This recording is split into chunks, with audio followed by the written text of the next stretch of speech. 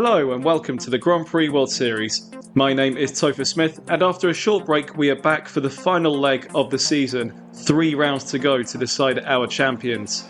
It's very close all the way through so far, but let's have a quick reminder of what our standings look like at the moment. As ever, starting off with League 2, where Shane van Gisbergen leads the way on 158 points, only 5 ahead of his fellow countryman Earl Bamber, 153 points for the Jaguar driver.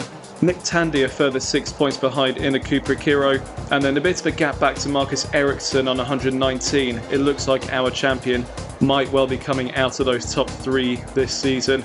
Joseph Newgarden 5th in the second Jaguar on 105, ahead of Roman De Angelis in the Lancia on 95. Jimmy Winkup in 7th on 80 points, the last of our drivers still mathematically in contention for this championship heading into today. Kalle Rovanperä, Julian Anlauer and Yeye Fei still in the top 10, but out of contention for the championship. And looking at the teams, we still have 4 teams that are realistically in contention, not only for the title, but for promotion as well into League 1 for next season. Lancia still mathematically there as well, but not as realistic for them. 158 points for Chris Cavney's team, and he is now effectively playing for pride at this point. Ducati on 269, Jaguar on 258, Cupra Kiro on 254, and Lola on 233.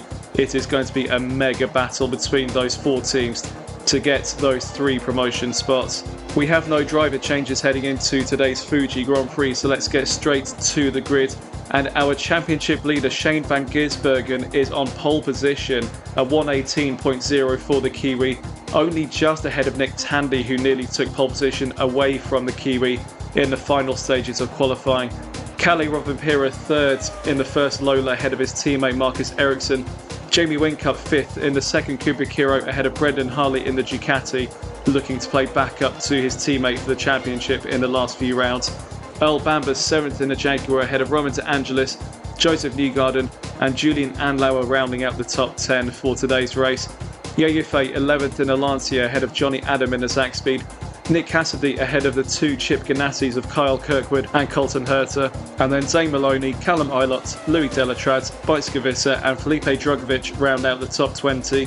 And at the back, Nick De Vries, Dorian Pan, Sho Suboy, Richard Forshaw, Jolyon Palmer and Kamui Kobayashi starting at the back, having picked up a back of the grid penalty last time out in New Delhi.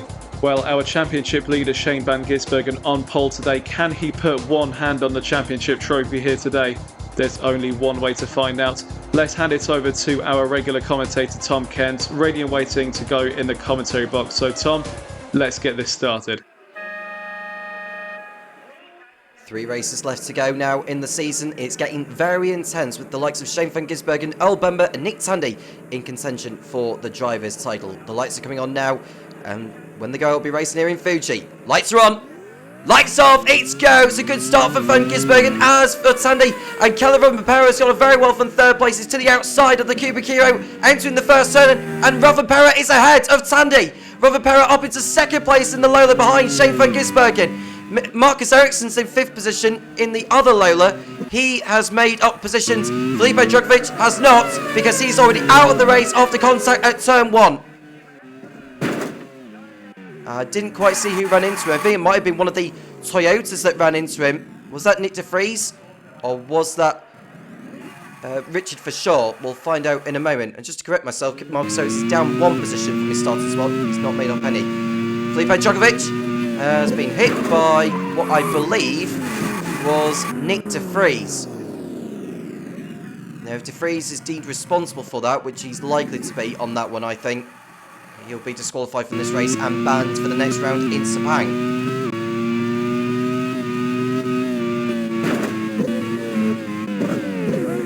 And he even ran into the other Ford of St. Maloney and nearly took him out. So I think De Vries, on this occasion, is going to be hit with a hefty punishment. Drugovich's race is over, which is a terrible shame. So looking to continue his run of point scores, but it will not be here in Fuji. There is your race order: Van Gisbergen, Rovanperä and Tandy.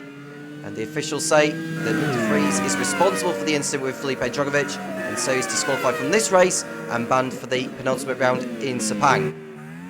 Race order, Van Gisbergen leads, Rothenpera second, it's Nick Tandy in third place, Yiffy is fourth in the Lancia, Marcus Ericsson is fifth in the second Lola, there's Brendan Hartley in sixth place, and it's Roman DeAndres, Joseph Newgarden, Jamie Wincott, and Kyle Kirkwood running out the top 10. There's a little bit of shuffling going on further back, and that's Louis Delatraz in the 4th seat, running in 20th position after a difficult qualifying. His teammate Kamiro Kobayashi is at the back of the grid for his part in an incident at the last round in New Delhi. And then we look at Marcus Ericsson, who's on the charge here to go back through on Yiffy. He pulled out of the slipstream, gone back in, and then pulled out and gone back in again. And there's further battling going on involving the Jaguar of Joseph Newgarden. Well, it might have been El Bamba actually, because he's now ahead of Kyle Kirkwood. El Bamba didn't have, well, I say he didn't have the best of qualifying sessions. He did okay, but he had a really poor start. He's down to P11 and he's now back up to P10. The bad news for Bamba is that his compatriot and rival for the title, Shane van Gisbergen, is leading.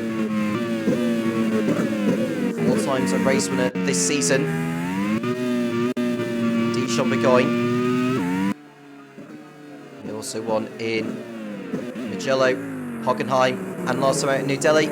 It's race over for Louis Delatraz, and that looks like a puncher for the Swiss, and that is the second driver gone before the second lap has been completed.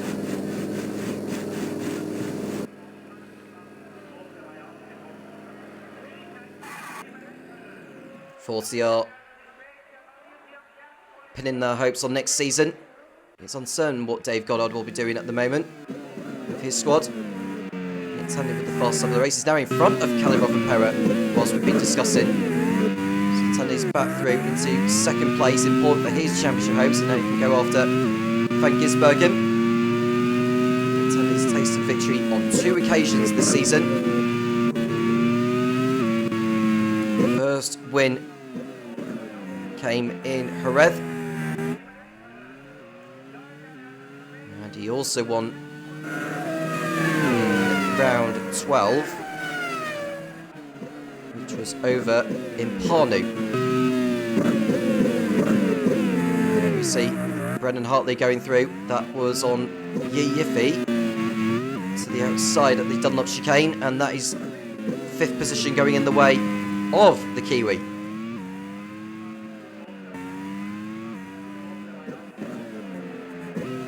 Van Gisbergen leading this one. As we look at Kyle Kirkwood, who has had a very, very unlucky season as the American. He has finished in the last 8 races though, which is quite impressive. And there's an engine blow up further ahead. Is that one of the Ducatis? It is! It's Brendan Hartley who's in trouble! Lap 4 and it's race over for Brendan Hartley. And that's not good news for Ducati's pursuit for promotion this season.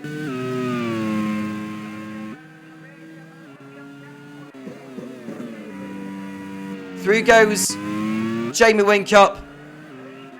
Hartley is going to end up causing problems here as there's Kirkwood and Johnny Adam, who almost had to duck out the way. And this could get very, very messy here. It's basically a queue of cars now, being led by the alien Brendan Hartley.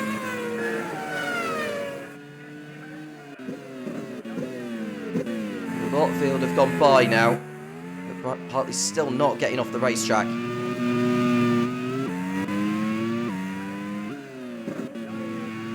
There's the Pacific of Kalamilot next.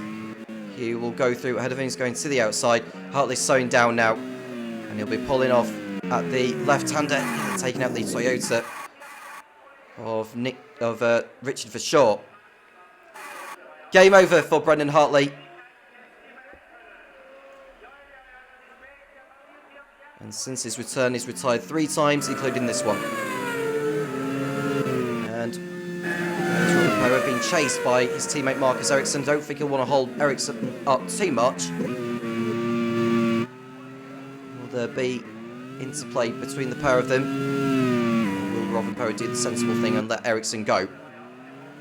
Ericsson came into this one 4th in the Drivers' Championship, 39 points off the lead. Heading into the final 3 rounds. Lost 3 drivers already in this race. Brendan Hartley, Louis Delachaz, and Felipe Dragovic. Nick de Vries disqualified for his part in the incident with Dragovic, so wherever he finishes will be irrelevant. There's a lock-up for Johnny Adam in the Zach Speed. He's had a promising start to life in this championship. 6th in his opening outing in Poznan. Backed that up with a 5th place finish in Brno. 15th in Parnu. Retired in Marrakesh. 7th in Kyalami, and he retired last time out in New Delhi. There is Joseph Newgarden heading through on Roman De Angelis for 6th position. That's a good overtake from the Jaguar. Yiffy is the next driver up. Right on board with Shane van Gisbergen. Further back there is Colton Herter. Now, for your information, Chip Ganassi are under knee management following the departure of Phil Kinch. And it's Kieran McGinley, the motorsport commentator and football podcaster, who's taken over the Chip Ganassi squad. Will they be Chip Ganassi next season? And Kieran McGinley is already managing a team in the Nations Cup of Japan.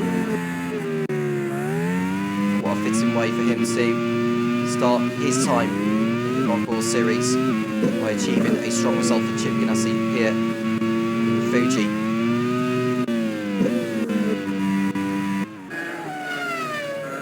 Caliban Rapera in 3rd place, Marcus Ericsson in 4th. Lola start the day outside the top 3 with one of the Ducatis out. That's good news for them, but they need more than what they're bargaining for, really. They're 21 points off 3rd place Cooper Kiro, 25 off 2nd place Jaguar, and 36 off leaders Ducati. Now, Shane van Gisbergen already has the pole position point, so it's a championship point for him and for Ducati, and another lock-up, this time from the sack speed of Julian Anlower. He's been on a rotten run of form at the moment. After a decent start to life in his Grand Prix Series career, he hasn't scored in the last 5 rounds.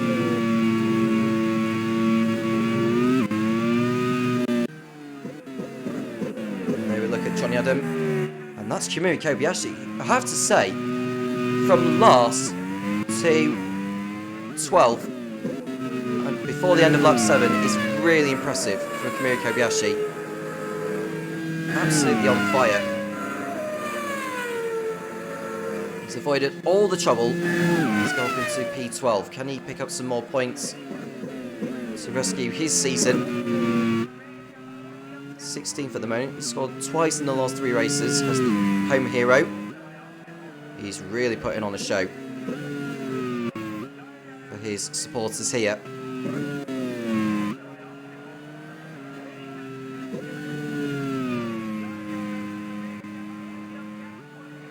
Sho Suboi is also competing in this. He started the race in 23rd place, outside the top 20 in 22nd place. Second last is the Mazda. I'll run down on the setups since the race has calmed down. We'll begin with Pacific, who have gone for a mid-top speed setup, sack speed mid-downforce, 40 mid-top speed, Lola neutral, Lancia maximum top speed, Ducati mid top speed, Jaguar, Chip Ganassi, Toyota and Hyundai's all gone for mid top speed, Ford have gone neutral, Cooper Kiro and Mazda have both gone for mid top speed.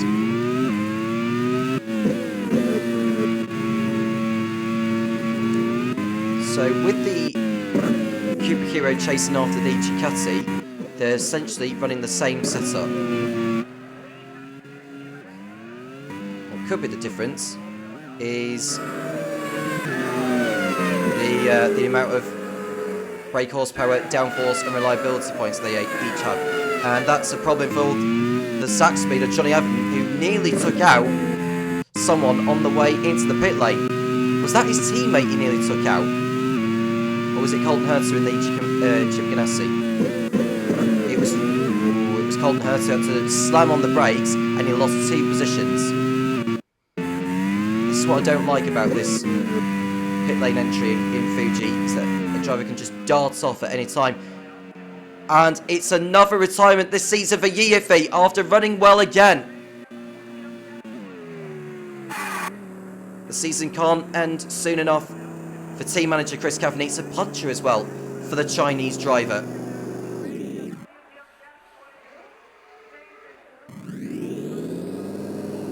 That's the 4th retirement of the race. Adam did get back to the pit lane and will rejoin eventually in 22nd and last place.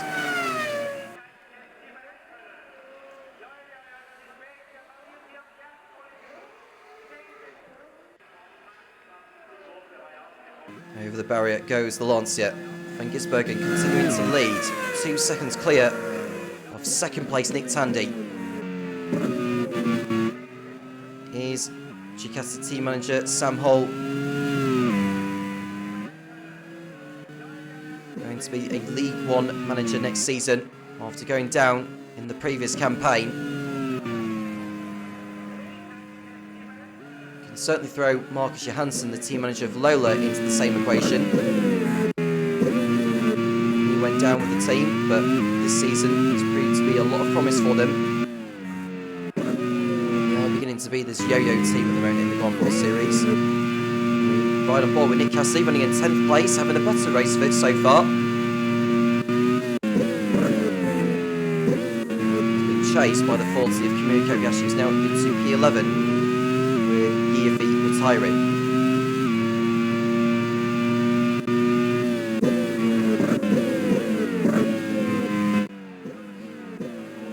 That's Tandy slowing in the Cubic Hero. It's game over. A rear suspension failure has sidelined the Brits.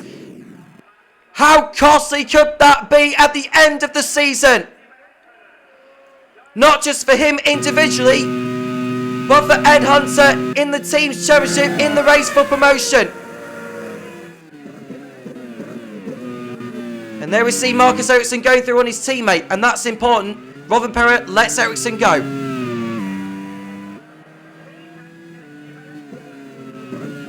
This is playing nicely into Lola's hands now, because if the race was to finish as it is, they'll be into the top 3 with Cubic Hero falling out of it, heading into Sepang. It's a long way to go yet though. See, there's a long gap between Robin Perrott in 3rd place and Newgarden in 4th. Jaguar won't mind that too much at this point. Don't know for certain what strategies each of the drivers will be doing.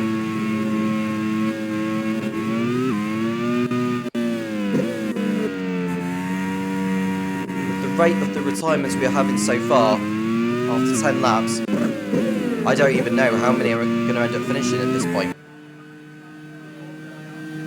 In 2nd, just under 5 seconds off the lead that Van Gisbergen has been able to open up. Shows Suboy looking up at the back in the Mazda in 19th, but at least he's going still.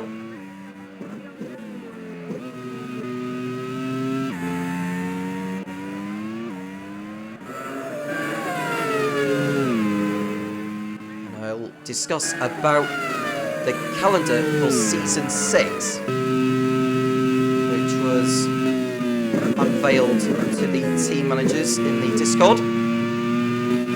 I'll kindly run down where GPWS will be heading to in 2026. We begin in the USA at Road America. Off to Westwood in Canada, before we head to Curitiba in Brazil, which previously hosted a Grand Prix Series round in Season 3. Then it's off to Potrero de los Funes in Argentina, another new venue. Then it's off to Sebring in the USA, it'll be known as the Grand Prix of the Americas, a circuit that's been selected by the team managers. Then it's off to Dijon-Bourgogne in France on the shorter layout, the first European round of the season.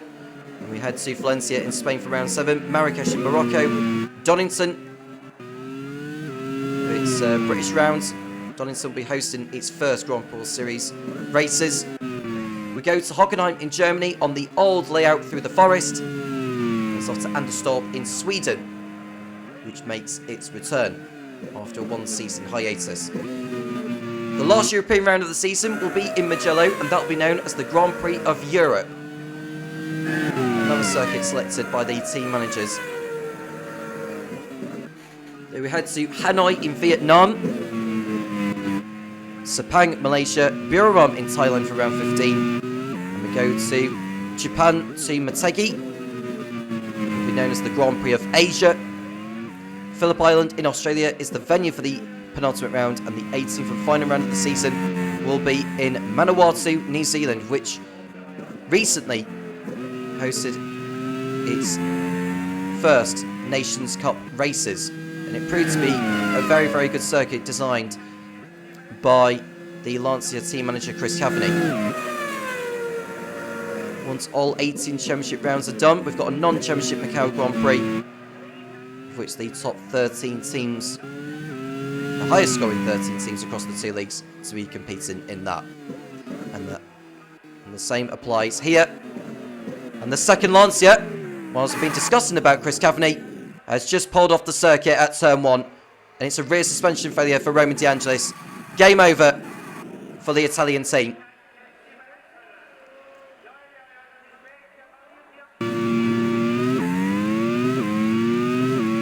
Now that Chris's cars are both out, he may as well start thinking about another new circuit of which he could design in due course. He's done well getting the Hanoi one as well as Chris, because it wasn't previously on the list of mods on Michael Pro's Grand Prix 2. And he's been able to put it all together himself. It's worked a treat so far, and that's also hosted Nations Cup races this season.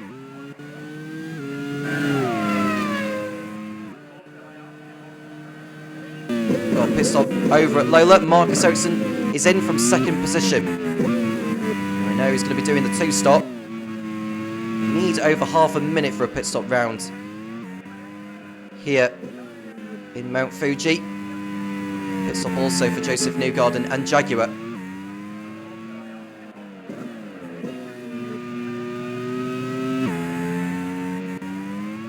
Here's a long pit lane here in Fuji.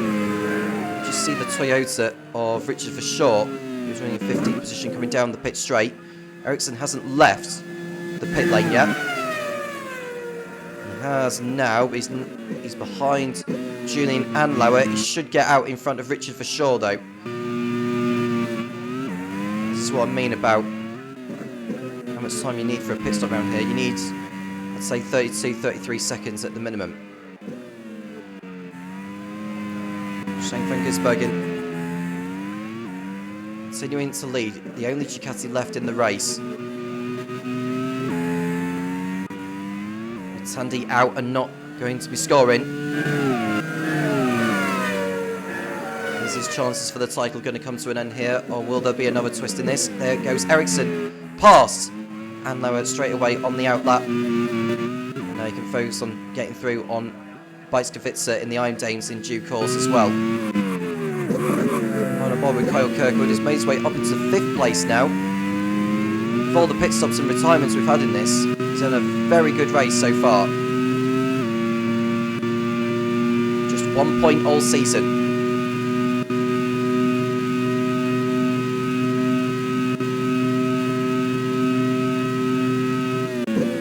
We've got a pit stop over at Pacific. Callum Myler is the next to come in. The reigning League 2 Drivers' Champion, who's not having a good season. Kevin McMullen's team.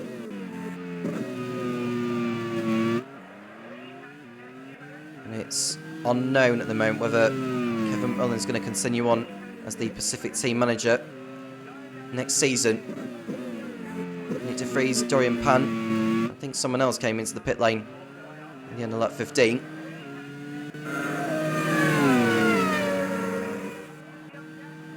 Well, say Nick Tandy isn't going to be scoring. He does hold the fastest lap, so he could still get that. There's still a chance that that could be taken away later on. Ericsson going through on Bajtskivitsa for 9th position. He has lost time being stopped behind her though, so that has not helped Ericsson's cause really. The pace is going. He should complete an undercut on Robin Parrott. I feel that the undercut's going to be effective round here. Albamba is next in for Jaguar.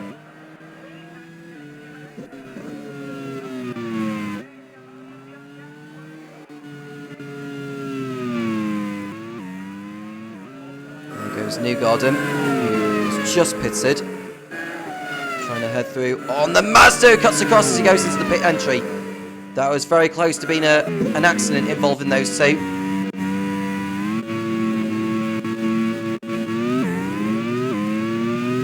Bamba will come out in front of Johnny Adam.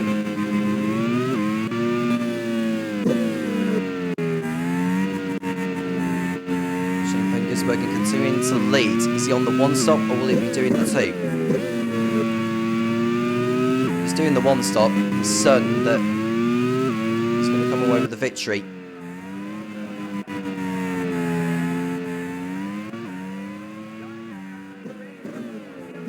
Tandy out of the race already. Just saw Jamie Winkup in your picture. This is Joseph Newgarden, who has headed past Colton Herzer, which for sure is the next driver up the road in the Toyota, who are aiming to impress in their first home event. Mike Gillespie there. 6 drivers out of the race. Winkup comes in for Kiro. Both of the Lanciers out of Roman DeAngelis and Giaffi. We've lost Nick Tandy, Brendan Hartley, Louis Delachaz and Felipe Drogovic.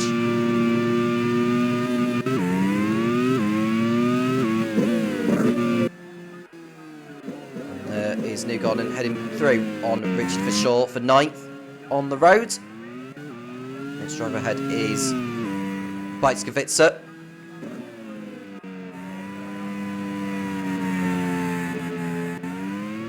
Is Shane van Gisbergen going to taste another victory? It'll be the 5th of his career.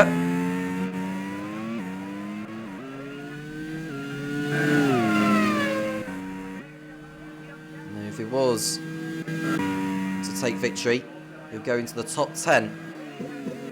Tie with John McFern and Callum Aylock for 5th on 5 wins each.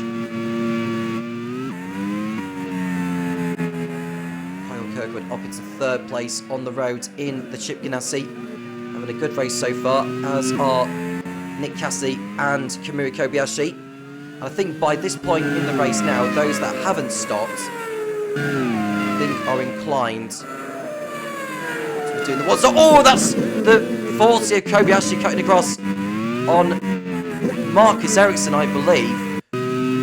Once again, this is the thing with the pit entry around here, is Ericsson had to slam on the brakes. That was almost an almighty accident. The former Caterham F1 drivers nearly come into blows. Into the pits comes Kobayashi from the back of the grid. Climbed as high as 5th. You see Newgarden doing his best to go through on Fitzer, but Visser is able to hold on that time around.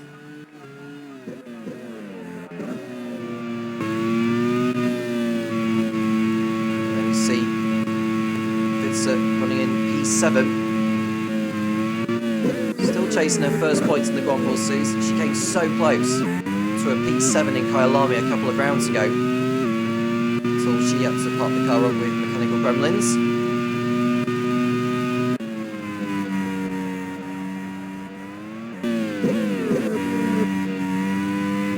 Elbember. In 10th place, and into the pits comes Shane van Gisbergen.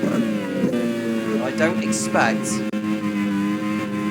Marcus Ericsson to go past this Ducati, but there is a chance he could still. Rovanperä takes over the lead for now. Will he be doing the one stop? If he's going to win this race, that is probably the only way he's going to win this. Now, has Ericsson done enough to complete an undercut on Shane van Gisbergen? The answer to that question is no, it's not. He's only just behind van Gisbergen, though. Dorian Pan is overtaken here by Kobayashi, who's just pitted. Down the inside goes the Japanese.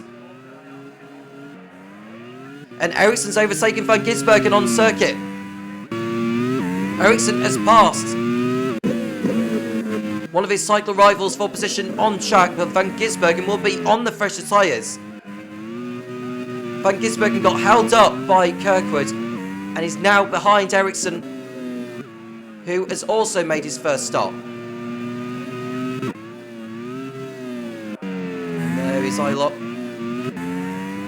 little deep there.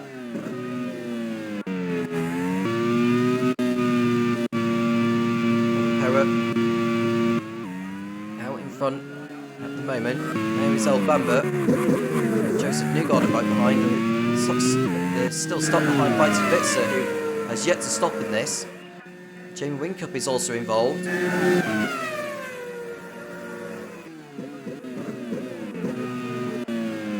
Here goes Bamber for position. No problem whatsoever. Now we see Jamie Whincup, who has made contact there with Joseph Newgarden. I think that move will be fine, in my honest opinion. I think it's more the fact that Newgarden turns in on Whincup for me. So I don't expect anything from the stewards. Same when he came into the pits. You just see Whincup trying to go around the outside of Bitzer, who does not have the best of cornering speeds.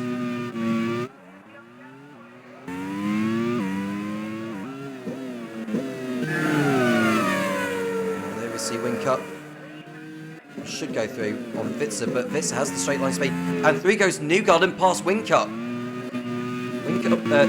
Newgarden back through on Whincup for 8th position on circuit. And was waiting for the one-stoppers to make their moves. Is a change for position, genuinely.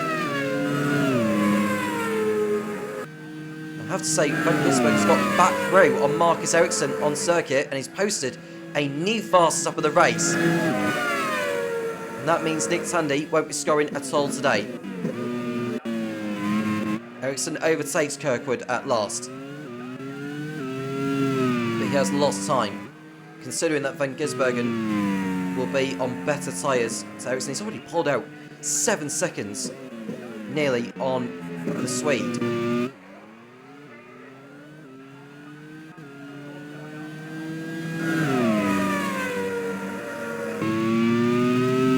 Jimmy Whincup coming in 9th behind the Iron Dames, trying to go round the outside of the Dutch girl through right-hander, the long right-hander now has 100R.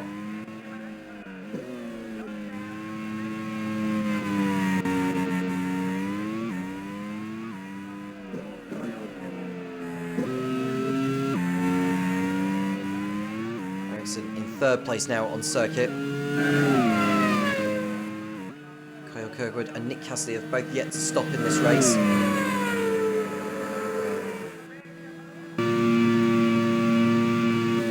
It's Kelly Rovanperä who leads here in Fuji.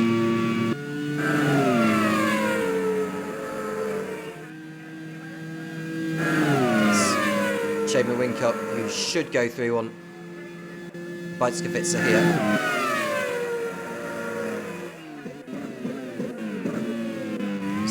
Iron Dames at last. Fitz has done very well to get to where she is at. She's certainly in play for a points finish. And there is Johnny Adam and Callum Ilott next to each other.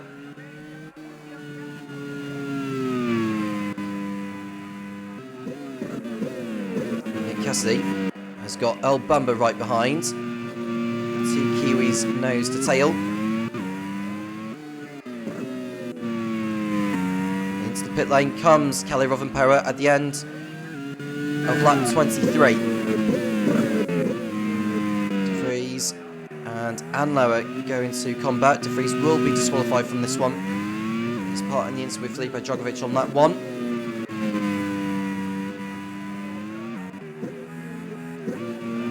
Wink up out of the last corner. And that's an engine blow for one of the Jaguars. It's Joseph Newgarden yet again. His run of bad form is showing no sign of changing. His chances of the championship are over now for another season.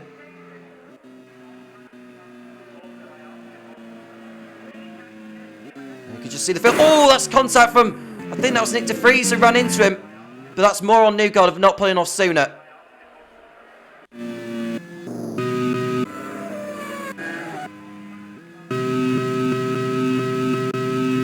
There's De Vries coming round here. You could argue that De Vries had time to get out of the way, really. So he may be hit with another form of penalty for the next round he competes in, which will be at the season finale at Buriram in Thailand. Lap 24, and it's race over again for Joseph Newgarden. And no further action will be taken in the incident involving him and De Vries. That's his 7th non-finish of the season. You can see he's rolling down the hill right now. He won't get much further where he's at.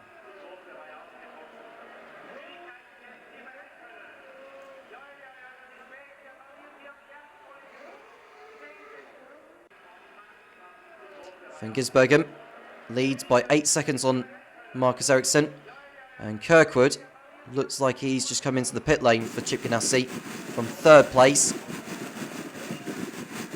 Rothenpera, after making his only stop of the event, he's now behind Bamber. He'll be on much better tyres compared to him. Pajskowitzer comes in for Iron Dames. Kirkwood will rejoin behind Jolyon Palmer and Zane Maloney.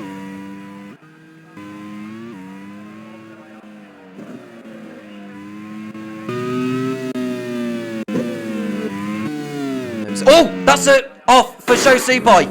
Front suspension failure, and he's gone off in such dramatic fashion.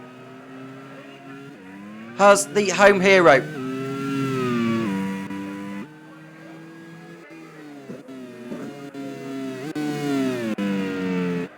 Yeah, it was a front suspension failure that's caused him to retire. I was thinking whether someone might have run into him, but no, it's all by himself.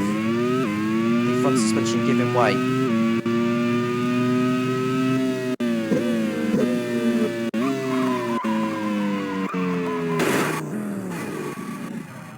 Another one bites the dust in this one. Subai goes no further.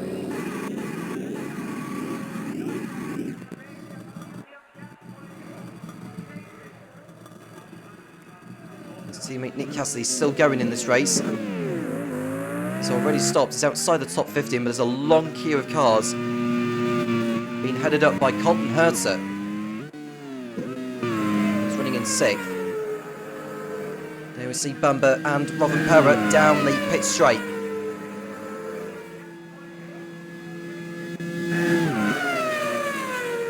It's a matter of time, really, before Rothenpera gets by.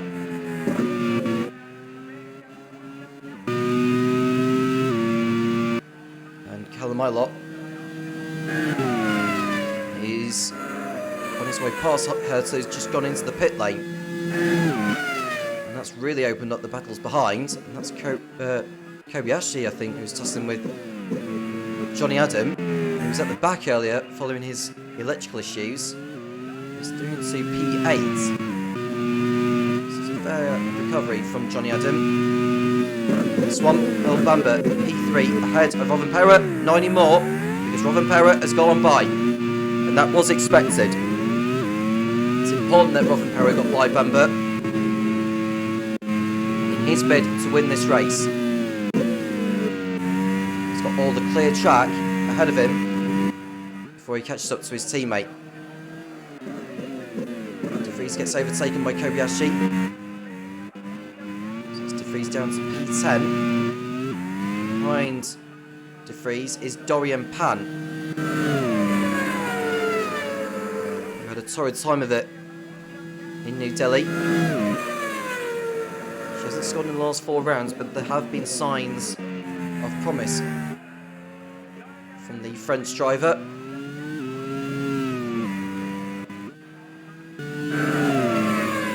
Kobayashi side by side with exact speed on the pit straight past Johnny Adam. Johnny Adam will make the most of the slipstream, and he might potentially go back through here, but not this time around. Further back, Pan gets past De Vries to go up into the points.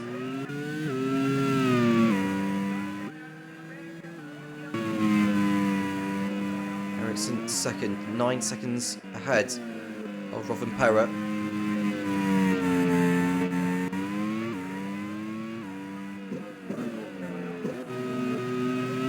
Realistically, it doesn't look like Ericsson's going to win this one, because he is on the same strategy as Van Gisbergen, who continues to lead by 11 seconds over him.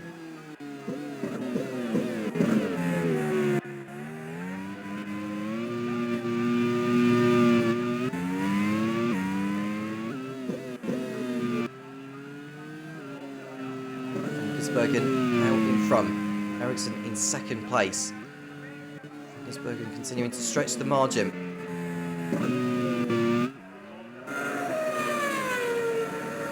See up the road from him is Colton Herter, nearly a lap down.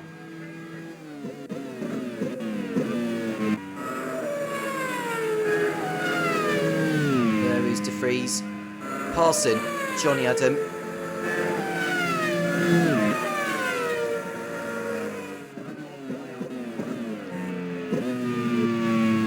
Further back there is Maloney going through on Jolyon Palmer for position. Stands in the Drivers' Championship.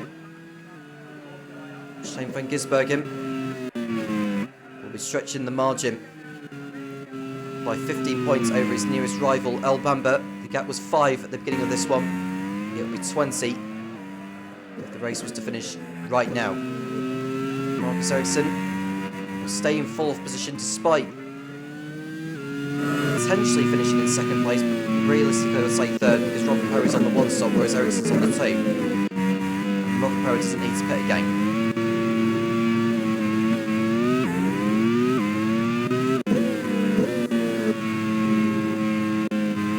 It's going to take mechanical gremlins to stop Van Gisbergen from taking victory, I think.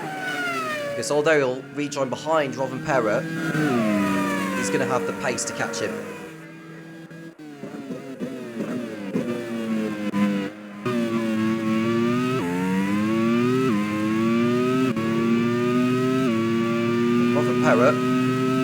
Recent news,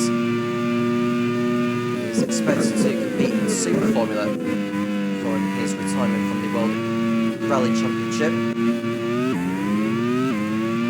Who knows where it could lead to for the talented young Finn. We see Cassie on the tail of Jolyon Palmer for 14th. Running wide onto the grass, you don't want to be touching that.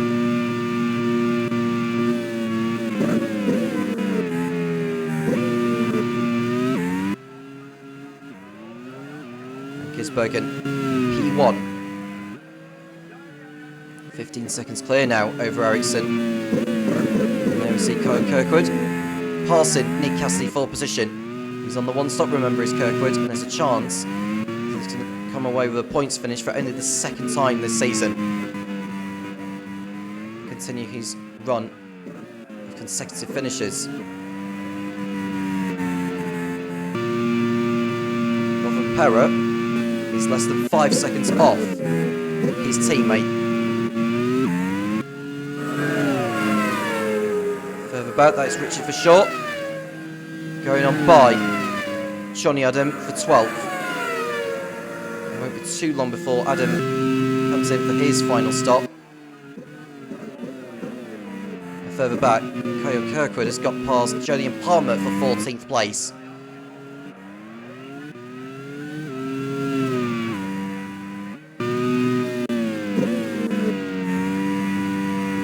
Just see Robin Perra getting the gap down on Ericsson at a rate of knots.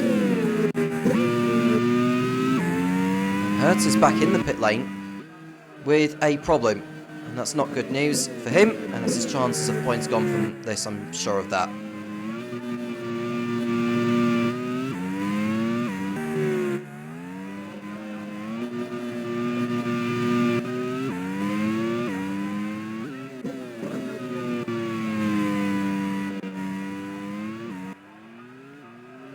Van Gisbergen dominating this one. Ducati edging nearer to promotion.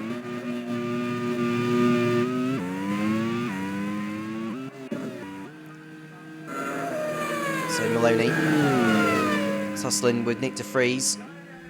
Should go on through this time around. Does go through on de Vries.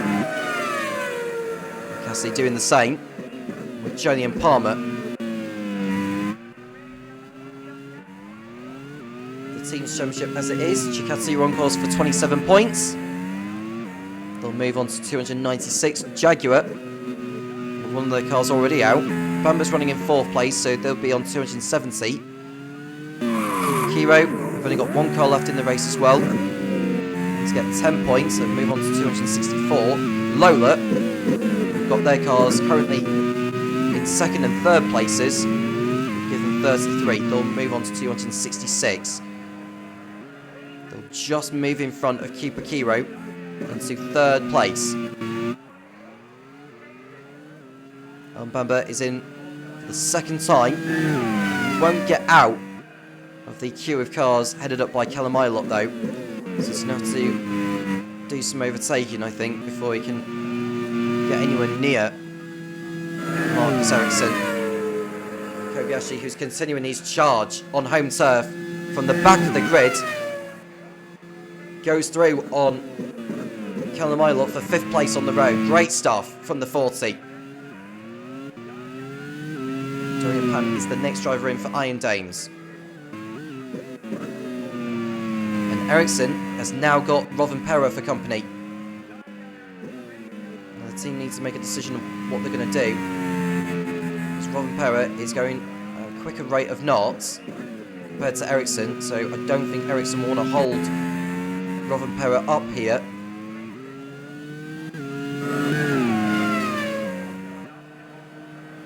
There goes. Then side by side with his teammate. Pits comes Johnny Adam in the sack speed. A lap behind these two. Through goes Robin Perra on Ericsson for 2nd. That's important.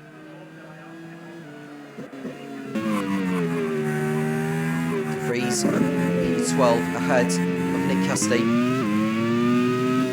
And Bamba is in trouble. He's got some form of issue, I think, unless it's just been overtaken. No, he's definitely got an issue. He's pulled off the circuit. Bamba is out. El Bamba is out of the race in the Jaguar.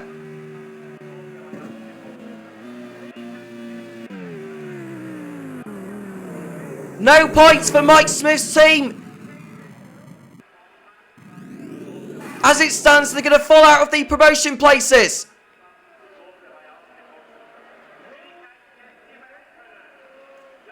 And could that spell the end of Bamba's realistic hopes in the Drivers' Championship 2.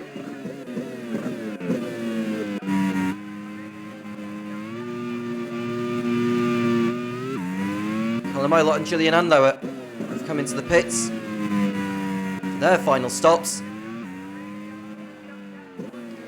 So there's another car from one of the top 4 teams out of this.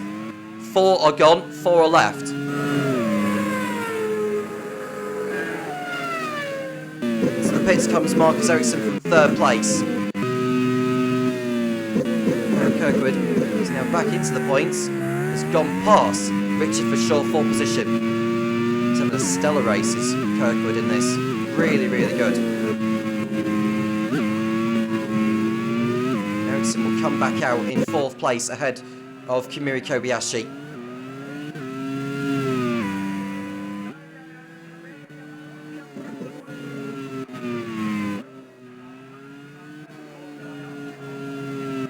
Gisbergen is due in to the pits again before this race is over. Rothenpauer is slowly getting the gap down. He needs to do a whole lot more than what he's doing. He's having a lock up at Dunlop, which won't help.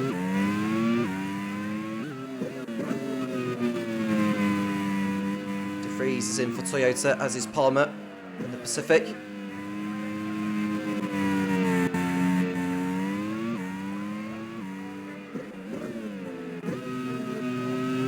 Lap 35.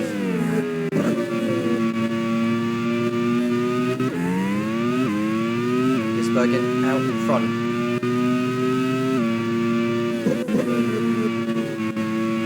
Either him or Rothenpauer winning this race. Right now, it's Lola that need the points more than Chikati.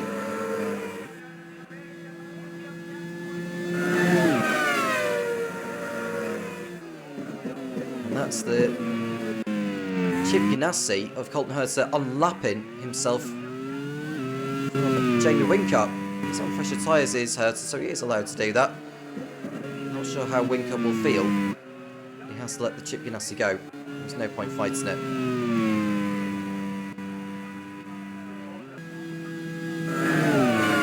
Kobayashi is in for 40. Whilst Kirkwood streaks past. Same Maloney for what is now 5th position. Richard Forshaw also in for Toyota. Whincup in P3. Behind Kalle Rothenpauer. I don't think Rothenpauer is having to deal with back markers as far as I know, but he is just over 20 seconds off Van Gisbergen.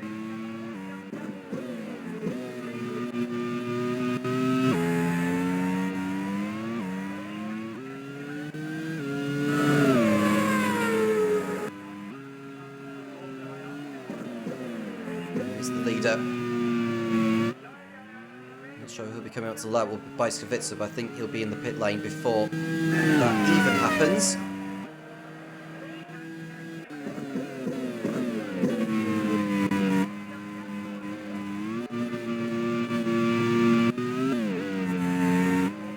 And now we're locking up at Dunlop. Continuing.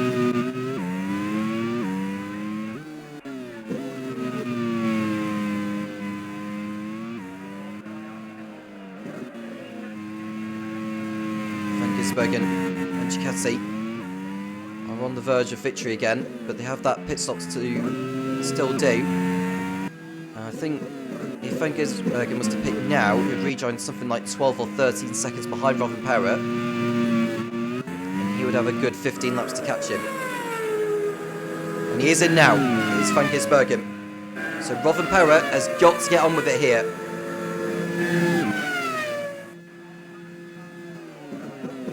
Trouble he'll be facing are back markers.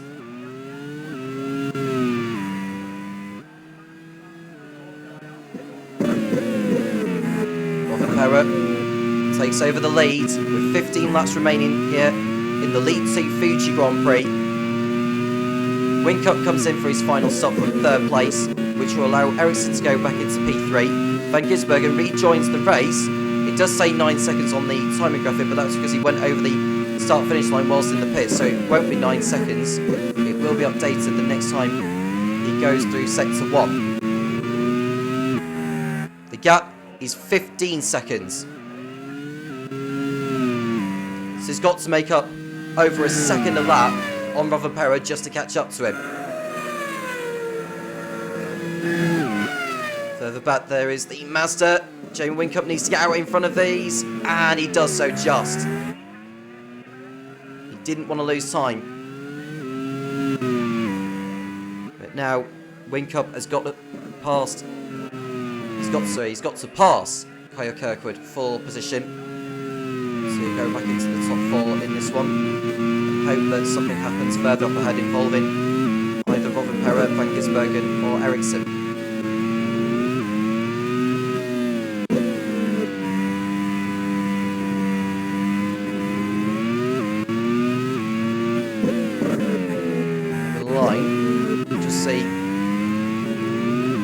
Crumbling down already, and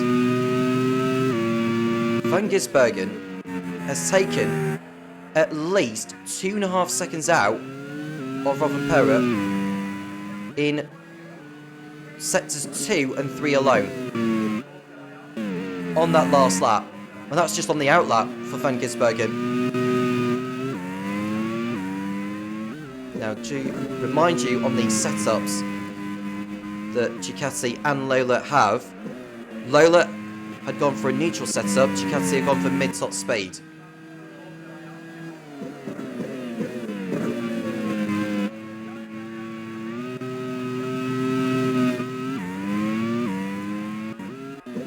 The gap is coming down, it's just over 10 seconds.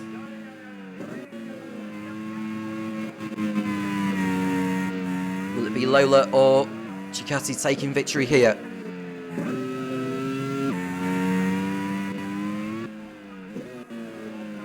There's Ericsson in 3rd place, nothing he can do about the top 2.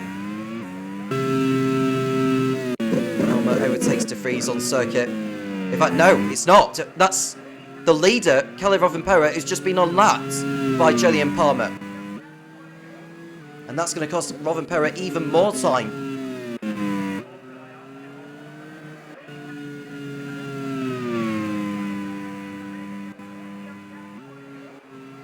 I don't think there's any chance whatsoever that Rovanperä is going to hold on to the victory here. At this rate, Van Gisbergen is going to get past him within the next 3 laps. Van Gisbergen had just posted a new fast stop of the race at 1:19.3.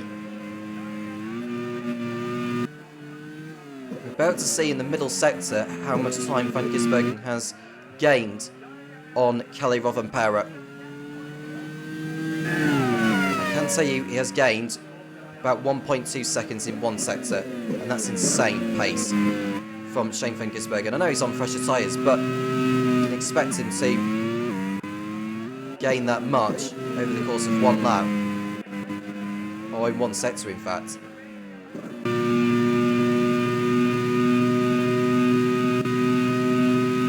Right on board with the race leader, Shane Van Gisbergen has got the gap down to 5.3. Now Rovanperä has lost 4.5 seconds to Shane Van Gisbergen on that last lap alone. And Van Gisbergen actually is going to have to lap Colton Herta. So he's going to lose a little bit of time by going around the outside, but he's got through on Herta at last. So he's not lost too much there, I don't think. And then you can just see in the foreground, Rovanperä, he's going to be under massive pressure from Van Gisbergen. I don't think he's got any form of chance to hold on here.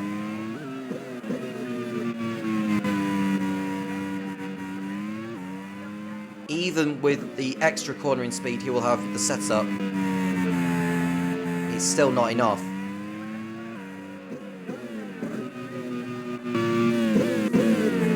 And it wouldn't surprise me, by the next time they get onto the pit straight of this, Van Gisbergen will be on his gearbox.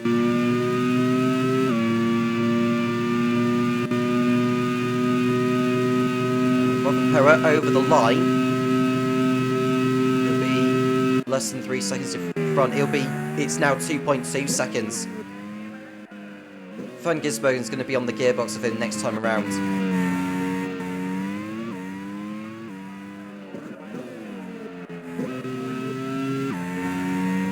There's Whincup. 10 seconds clear of Kyle Kirkwood now. He's in 4th place.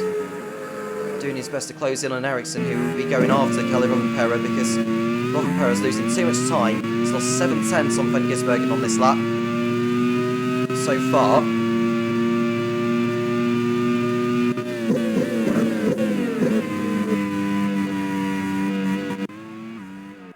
We'll see Dorian Pan running P12 ahead of Johnny Adam. Adam will be in the slipstream on the I Am Dames to go through. And there's Van Gisbergen right on Rovanpera's tail now. You can just see the advantage that the Ducati has over the Lola, and the extra straight line speed should be enough for Van Gisbergen to take over the lead of the League 2 Fuji Grand Prix. Shane Van Gisbergen takes over at the head of the pack. Unless Rovanpera has something to fight back with here. He has to tuck back in the slipstream because there's no way through. Shane Van Gisbergen leads the League 2 Fuji Grand Prix on lap 42. 10 laps remaining here.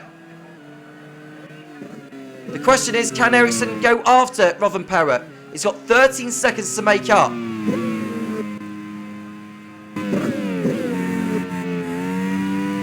There we see Johnny Adam running in 13th behind Dorian Pan. Both are outside the points.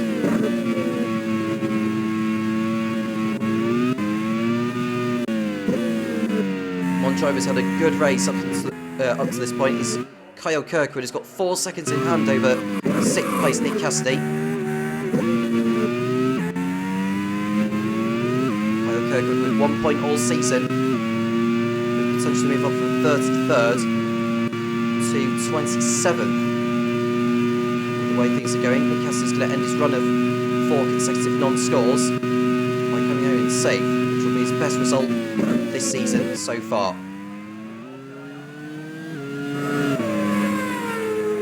There is Rovanpera dropping back all the time, and by some tussling with Julian Anlower. Holding on to 9th place is the Dutch pilot. It's going to be mightily difficult to hold on ahead of Anlower and Kobayashi, I think. And the gap between Ericsson and Rovanpera, Fitz just holds on ahead of this sack speed. The gap is just over 10 seconds.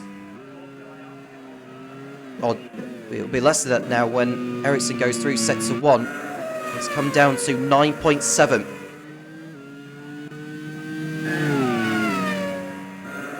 Up in 4th place, 18 seconds behind.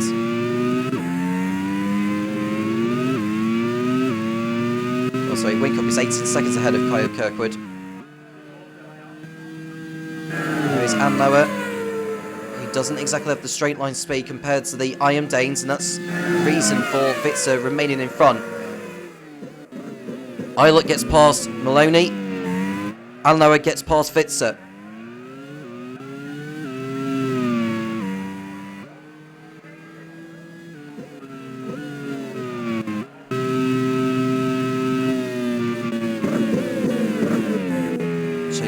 Continuing to lead the race, 7 seconds clear of Kelly Rovanpera.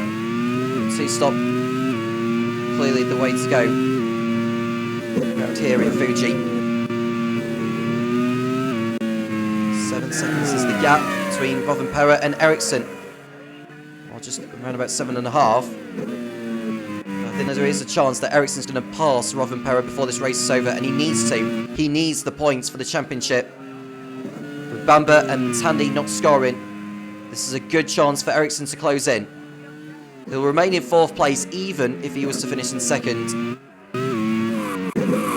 It'll keep him in the hunt whilst Van Gisbergen, as we speak, he's on his way to victory. He'll move on to 185 points. Bamba will remain in 2nd place on 153.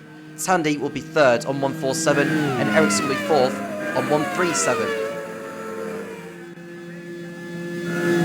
Van Gisbergen will be 32 points clear in the race for the title. There goes Kobayashi through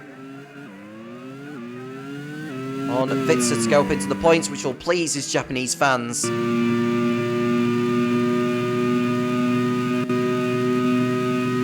I will say though, for Marcus Ericsson, his chances of the championship are increasingly slim, despite his best efforts today. He came into this on a run of 3 consecutive non-finishes. You just see, behind Rovanperä, that's the lapped Colton Herter, who will be on better tyres compared to him, which can only give encouragement to Ericsson. You can just see there, that's the Toyota of Richard for short, heading through on both the Sack Speed and the IM Danes. Incredible overtake there from Richard for short to go up into P12. That was sensational to watch.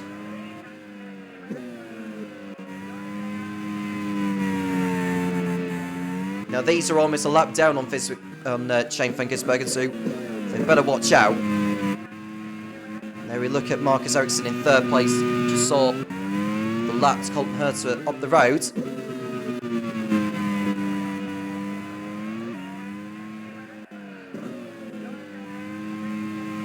Now we saw in New Delhi, El Bamba retiring from the lead with 3 laps remaining. Surely we cannot expect a similar scenario with Shane van Gisbergen in Fuji. That's Richard for sure trying to go through on Vitsa. And Kobayashi meanwhile. And Vashor spins off the circuit in the Toyota. He tried to go through on Vitsa around the outside of 100R, and it completely backfired.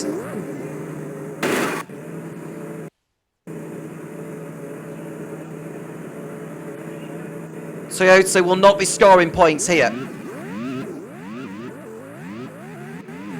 Does for sure get back on the circuit safely? He does so. But now he's in front of Kelly Rovanperä, and that's not going to please the Toyota pilot at all. The Lola pilot, I should say. 3 seconds is now the gap between Rovanperä and Ericsson. Ericsson still has Herter to lap, and Rovanperä still has for sure to lap. And there we see Kamui Kobayashi continuing his pursuit for points. 1 point is about to become 2 as he sails on by St. Maloney 4 position. Kobayashi goes up into 9th place for 40 from the back of the grid. He may get more than what he's bargained for in these remaining laps.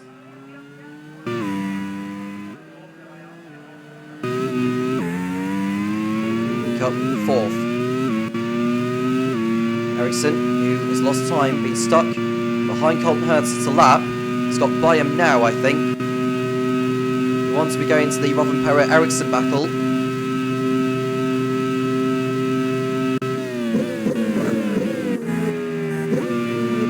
The gap is now 2 seconds between the pair. Rovanperä has still not been able to lap Richard for sure.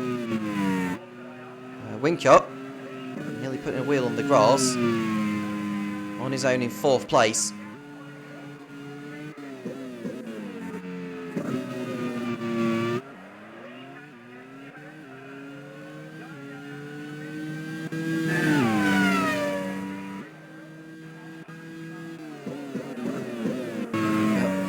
It's down to 1.5 seconds by sector 2.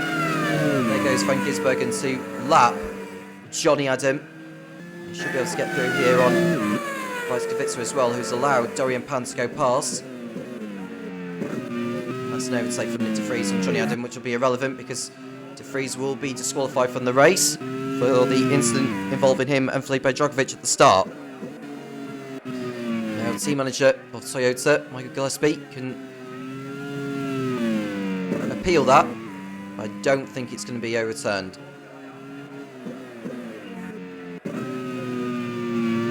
gap between Rovanperä and Ericsson is down to 1 second.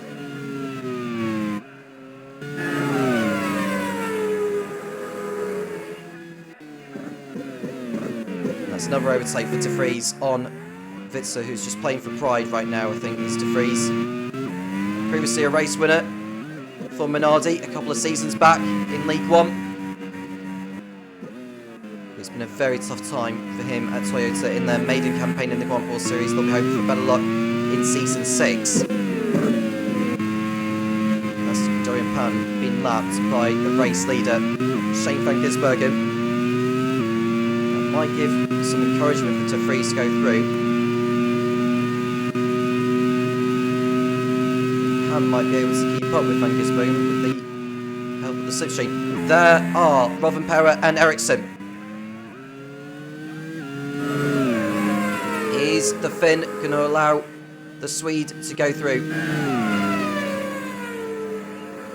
Now Lola on course for good points with second and third, which would be enough for them to move into the promotion places to go up into League One.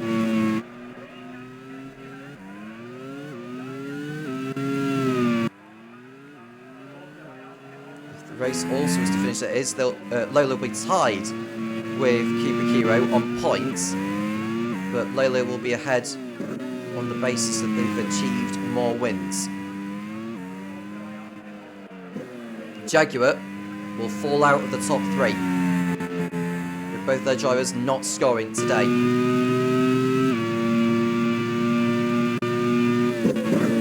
That's Ericsson, who are riding on board with, still chasing for that second place.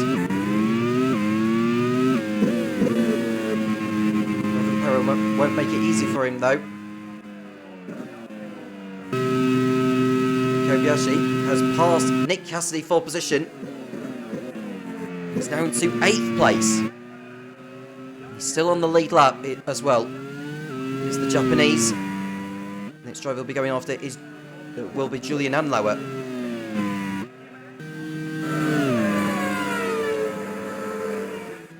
Rovanperä still in front of Ericsson.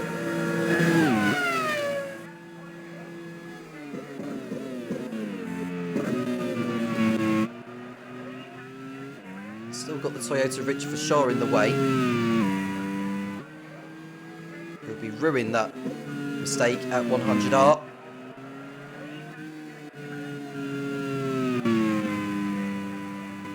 Got the League One race still to come, so do not go anywhere. Witzer, who's in front of Johnny Adam and Julian Palmer. Palmer's teammate Callum Elliott is running in a strong 6th place, going after Kyle Kirkwood, who is going to complete the race on a 1-stop.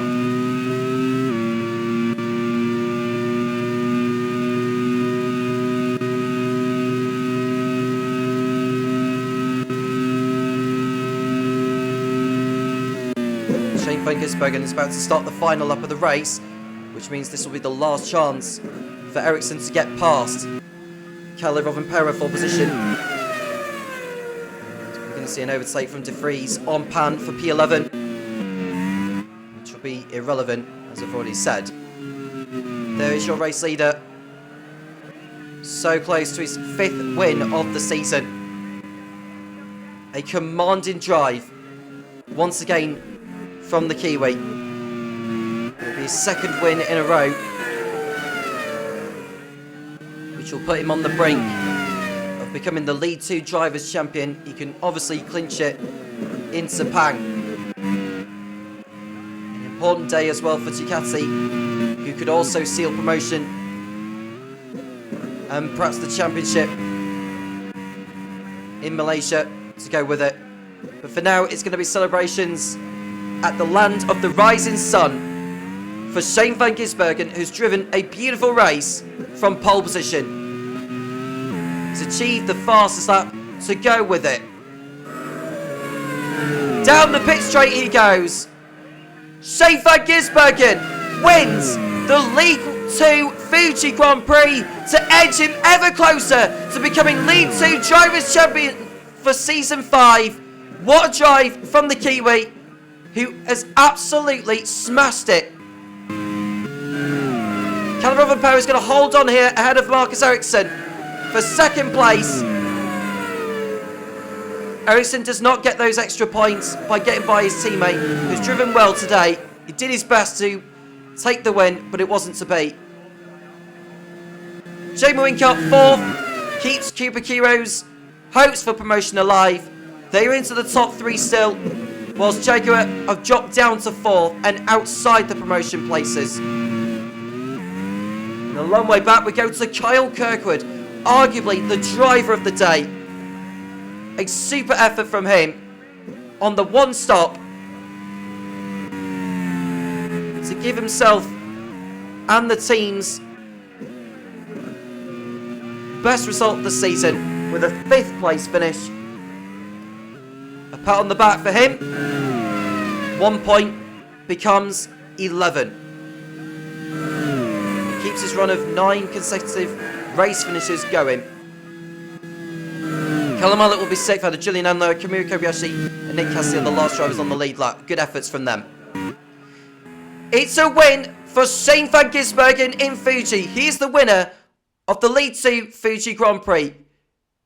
Callum Rothenberg 2nd, ahead of teammate Marcus Ericsson in 3rd. Jamie Wincott 4th for Cooper Kiro. And it's Kyle Kirkwood with his best result of the season in 5th. Callum Eilert 6th. Julian Enloe 7th. Kamui Kobayashi from the back of the grid, making it to 8th on home turf. Congratulations to him.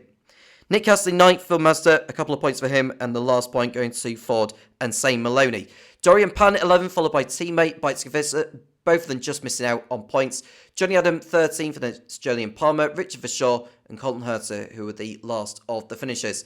Earl Bamber retired with a punch, and that's a huge dent to his hopes of becoming League 2 Drivers' Champion this season.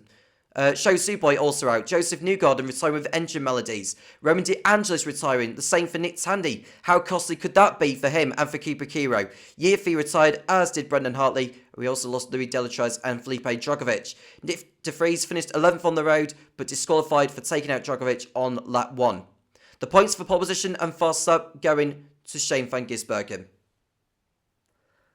A big haul of points for Shane van Gisbergen and for Ducati, who are close to not only sealing the Drivers' Championship and the Teams' Championship, but also promotion to League 1. A good day for Sam Hall and for his team once more. Lola, by getting both of their cars home in 2nd and 3rd, they are now back in the promotion places. Jaguar, who was 2nd coming into this, no points today, they're down to 4th position. They have it all to do again if they are to be a League 1 team for next season.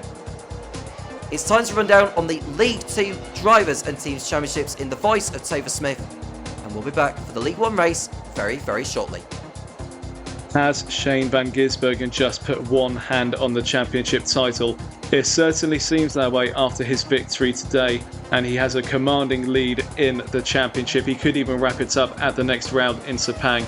Let's have a look at what the points are like going into the penultimate round of the season. And van Gisbergen leading the way on 185 points, 32 ahead of Earl Bamber now. And all van Gisbergen will have to do next time is just outscore his rivals, and he will be the Grand Prix World Series League 2 Drivers' Champion. But I'm sure that Earl Bamber, Nick Tandy and Marcus Ericsson, the only drivers left in contention, will do everything that they can to chase down that gap. And it's also good news for Ducati in the Teams Championship as well. Ducati moves into the lead on 296, 30 now ahead of Lola and Cooper Kiro, who are equal on points, just ahead of Jaguar in 4th now. Sam Hall, I'm sure, will be very happy with the performance of his team today, and he will be starting to feel like the title is within his grasp this season. It's not over till it's over though, and we still have 2 more rounds left to decide these championships. But for now, we can move on to League 1, and let's remind ourselves of the championship standings going into this one. Antonio Felix da Costa 3 points ahead of Scott Dixon in the championship, 152 to 149. Felix Rosenquist a further 3 points behind on 146. Then Kevin Estra on 128. Robin Fries on 124. Scott McLaughlin on 95. Kevin Magnussen on 94. And Ryo Hirakawa on 85. The top 8 still mathematically in contention, but of course it is more realistic for some than others. Christopher Bell and Pascal Wehrlein still in the top 10 going into today's race. but mathematically out of contention for the title. And in the teams, we still have 4 in contention. Onyx on 277, Arrows on 270, Fonmetal on 246, and HRT on 169. It might well take a miracle for HRT to win the title this year, so it looks like it's more likely to be between Onyx, Arrows and Fonmetal for this season's championship. We still have 3 rounds left to decide it though. The relegation battle is hotting up as well. Currently in the relegation zone, Ram on 42, Prima on 35 and Simtech on 8. But they're not too far behind the likes of Prost and Andretti at the moment. And the strong results for any of those teams could see them rise out of that relegation zone. Simtech, I think, more or less done and dusted for this season, but never say never in the Grand Prix World Series.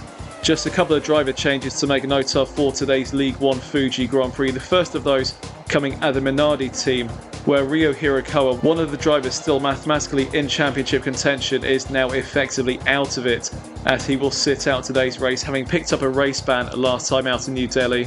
Gabriele Mini will get another go with his home team for today's race, and will keep an eye on his progress as he tries to make a case for a seat for next season. And over at the BAR team, Philippe Albuquerque also picking up a race ban for today, and in his place will be Nicholas Latifi, who returns to a seat where he has picked up podiums this season earlier on. Then he'll be hoping for another strong result, as he also looks to get himself a full-time seat on the grid for next season. And with those driver changes done, let's take a look at the grid for today's race. And on pole position, it is Kevin Magnussen ahead of Felix Rosenqvist, an all-Scandinavian front row, ahead of our championship leader Antonio Fix da Costa. Kevin Estra 4th in the lead Onyx, ahead of Robin Freins in the Arrows.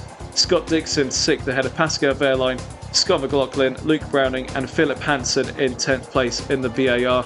11th and 12th will be our substitutes today, Gabriele Mini and Nicholas Latifi.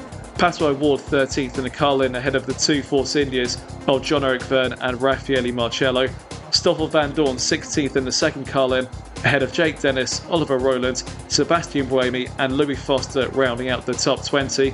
And at the back, Linus Lundqvist, Jose Maria Lopez, Leonardo Fornaroli, Alex Palou, Nolan Siegel and Igor Fraga propping up the field in 26th and last. So 3 rounds left to go in the League 1 Championship. Will any of our drivers take a big step towards winning the title this year? Let's waste no more time in finding out. Let's head back over to Tom Cairns in the commentary box, who is waiting for lights out. So Tom, back to you.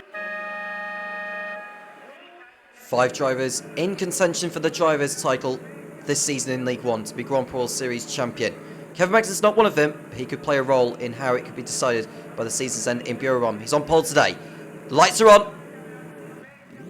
Lights off, it's go in Fuji. A good start from Kevin Magnussen ahead of Felix Rosenqvist. And we're looking further behind to see Kevin Estra and Antonio Felix da Costa. Da Costa on the inside of Rosenqvist into turn 1. It's into second place. Fonmetal 1 and 2 out of turn 1. It's a dream scenario for team manager Ewan Gale. Magnussen leads. Da Costa is second. It's Rosenqvist. Scott Dixon is in 4th place. It's Kevin Estra. Pascal Wehrlein 6th. It's Scott McLaughlin, Philip Hansen, Gabriele Mini, who is substituting for Ryo Hirakawa in the Minardi squad.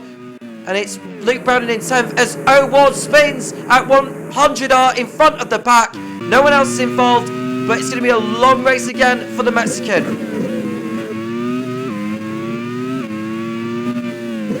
And someone was so in favour. I think it was Robin Freins. I think Freins is in trouble already. He held up the pack. I don't know whether he made a mistake out of turn 2 or whatever, but that's contributed to O1 going off the circuit and the front wing's damaged for the Carlin pilot. And that's not going to please Perry Brown at all. But yeah, Robin Freins, I have to say, has had an absolutely awful start. And from where he was on the grid, he was 5th, and now he's down to 16th position. And he's continuing to drop back. He's got a problem as Freins, and it could be race over before he knows it. Magnussen leads at the end of lap 1, but Da Costa's got Rosenqvist on his tail.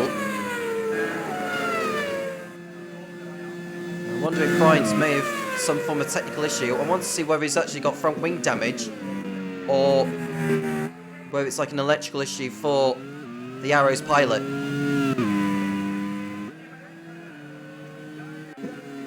Long way to go in this one. Rosenquist running in P3.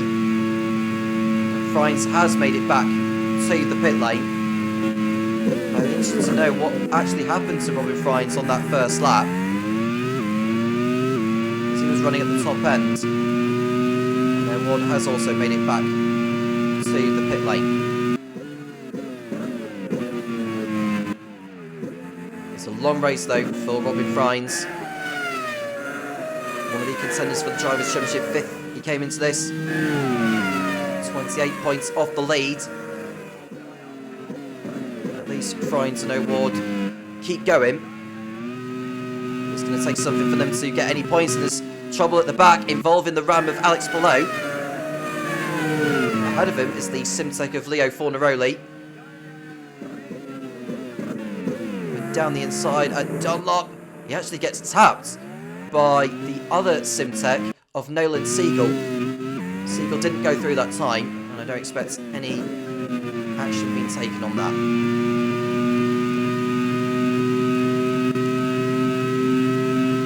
Continue on. Also running in second place, but Magnussen knows the situation as far as the championship fight is concerned. Themselves still have a chance in the team's championship. 31 points off the lead they are. If they can get a 1-2 out of this, that would be a phenomenal result. It's not just the race for the title that is on the line, there's also a battle to beat the drop. In the bottom 3 are Ram, Prema and Simtech, who are almost certain of going down.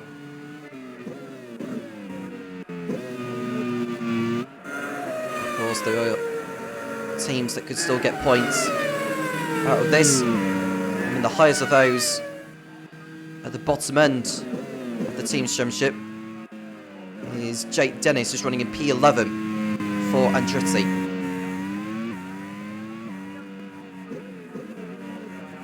Rosenquist 3rd, behind DaCosta, and it's the 2 Onyx cars of Scott Dixon and Kevin Estra. Pascal Verline is in 6th. Scott McLaughlin, Philip Hansen, Gabriele Mini and Luke Browning. Gabriele Mini has competed for the Minardi team before last season. He retired in all 3 races for them. He's aiming to change that here.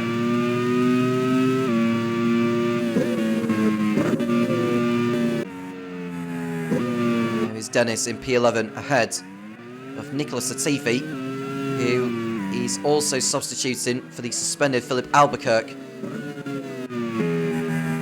So another chance for Latifi to showcase his talent. He is a podium finisher twice. Dijon Burgoyne and in Jerez. Dixon running in 4th place, going after the arrows of Felix Rosenquist. Luke Browning in the HRT has got past Gabriele Mini for 9th. There we see Lopez locking up at Dunlop, just in front of his teammate Sebastian Buemi, twice a podium finisher this season. Recently in Marrakesh and Kyalami. Team sit 9th, 18 points above the drop zone.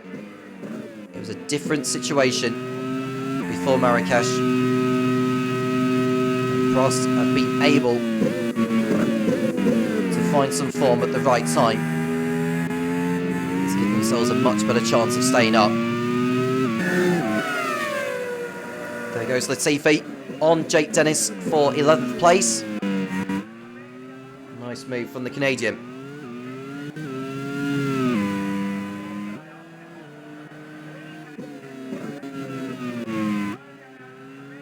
Lap 5 of the race. And no change towards the top end.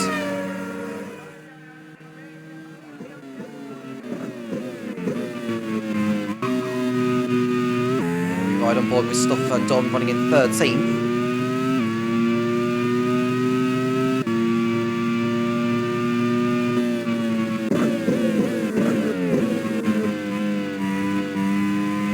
Costa and Rosenquist nose to tail still. He's able to stretch the margin out a little bit further. And And Magnussen hasn't won since the opening round of the season in Aruba. And we're about to see an overtake here from Sebastian Buemi on... No, sorry, it's the other way around. It's Lopez going back through on Buemi. I think Buemi passed Lopez earlier on in the lap, and Lopez has got back through on him. So there's some inter-team play between the cross pilots.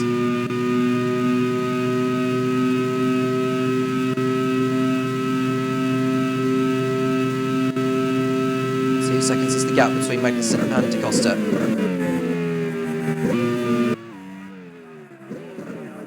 We look at Alex Blow running in 22nd place. We had about 3 or 4 retirements by this stage of the League 2 event. So far in this we've had none, which is good to see.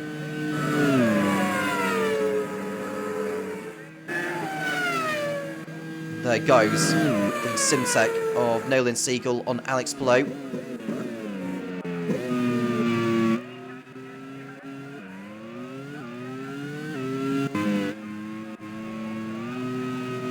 Down on the setups for the League 1 teams. Prost have gone for maximum top speed, HRT neutral, BAR maximum top speed, Arrows mid downforce, Force India and Minardi mid top speed, Simtech maximum top speed, Onyx neutral, Fomitel mid top speed, Colin maximum top speed, Prema and Andretti mid top speed, Ram neutral. No one had gone for the maximum downforce setup. I think, for the nature of this circuit, is totally conceivable.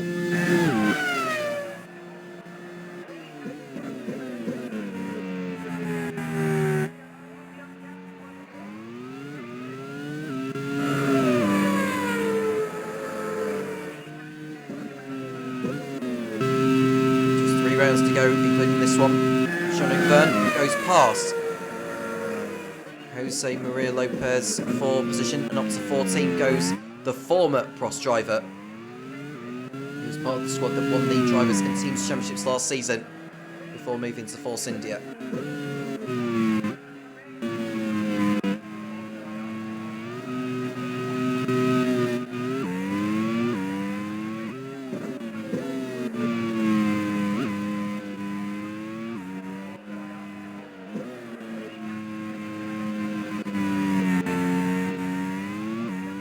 Get the fact that some drivers will be doing the 2-stop, others will be doing the 1. Magnussen is determined to show that he's still got what it takes to win this. Now, looking at the stats heading into this, as Lopez locks up at the left-hander of Nets. If Arrows were to come away with at least 7 championship points in this race, they'll be the first team in Grand Prix Series history to achieve 1,000 points in this series. Engine blow up for Leo Fornaroli in the Simtech.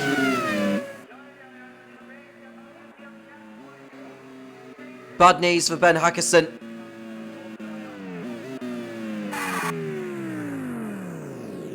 The team may as well plan for life in League 2. They could even go down at the end of the next round in Sepang.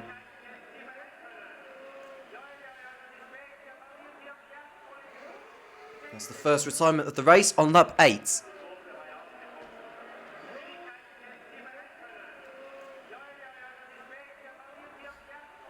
Magnussen, Da Costa, Rosenquist, Dixon and Estra, your top 5. Then it's Verline, McLaughlin, Hansen, Browning and Mini.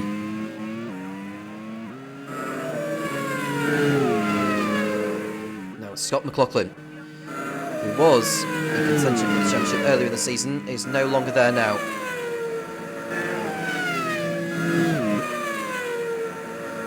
He still wants to end the season on a high, but has failed to finish in the last 3.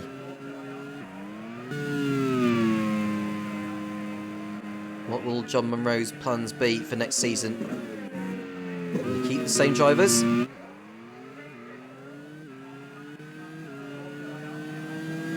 he go with a different tact?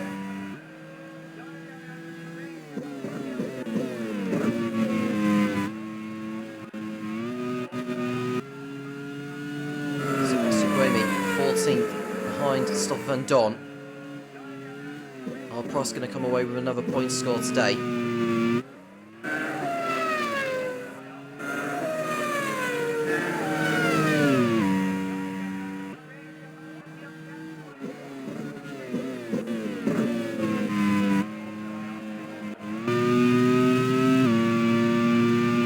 Magnussen comes onto the pit straight to complete his 9th lap out of 51.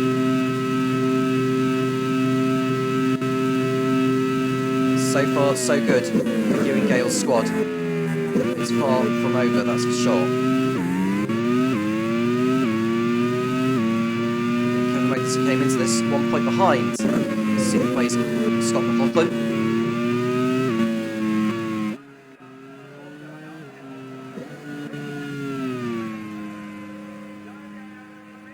It's most likely the championship is going to go down to the last race with the way things have been going across the season, really.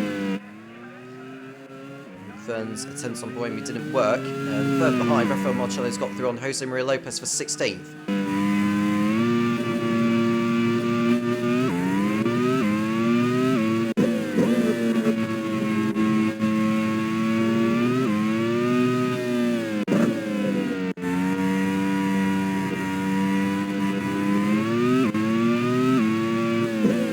Magnussen has only finished on the podium once since his win in Aruba. That came in Poznan.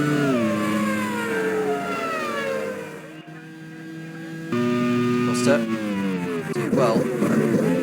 Another win. Something which he hasn't tasted for 4 races.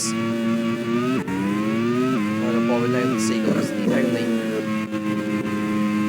left in the race. Jean-Luc Verne, as we understand, is slowing down with some form of issue unless he's gone into the pit lane, because his teammate Rafael Marcello is ahead of him. We should receive an update as what is going on with Jean-Luc Verne's car.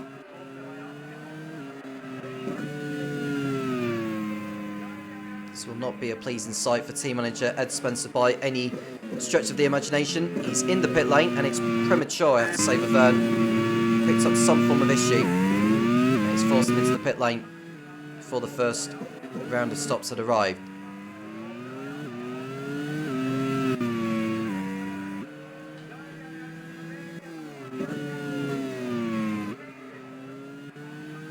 Verne will rejoin ahead of Pato Ward.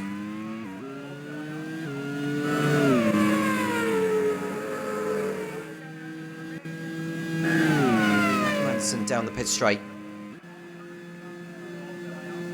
3 seconds ahead of Da Costa, but what strategy is Magnussen going to be doing? I would say he's going to be doing the 2. From what we've seen today, has been the way to go. Rosenquist third. And it's Dixon, Estra, Verlaine running in 6th place for Minardi. So from where they were on the grid, Magnussen stayed in the same position. Da Costa is up 1. Rosenquist down 1. Dixon is up 2. Estra is down 1. Verlaine is up 1. McLaughlin is up 1. Hansen's up 2. Browning is up 0. He's not made up any positions. Mini is up 1.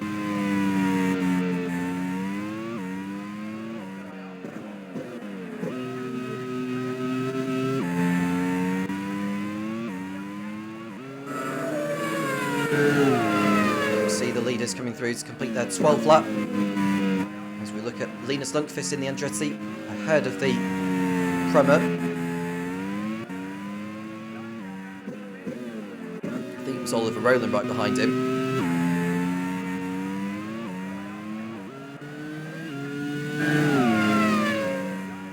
We really look at Nicholas Latifi in 11th place. Gone in to make an impression again. Since Albuquerque replaced him, Albuquerque hasn't picked up any points.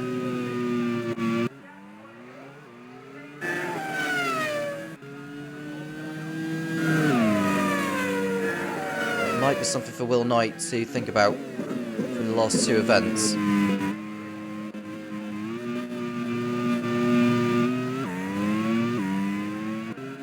DeCosta running in second. You see Magnussen in the lead through nets. In the last corner of Panasonic. Will we see any pit lane activity involving the leaders?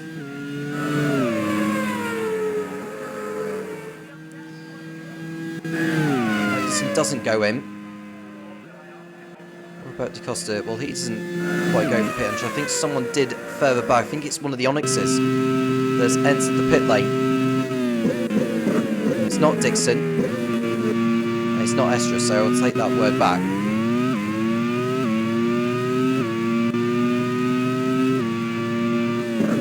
On lap 14 out of 51. Coming up to the third waypoint of this. We're already a quarter of the way through.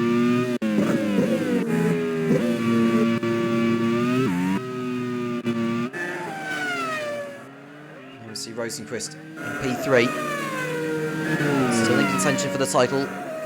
6 points off the lead coming into this round.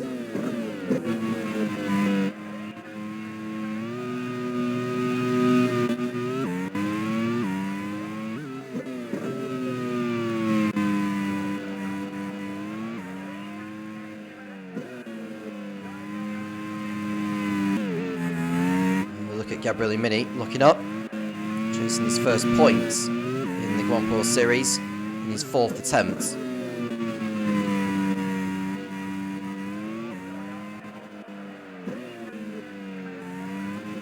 Look at the Italian.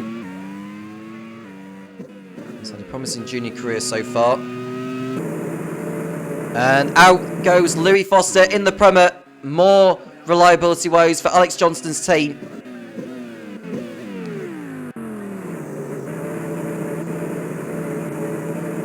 He's pulled off at Dunlop. It's not been a good season for Louis Foster.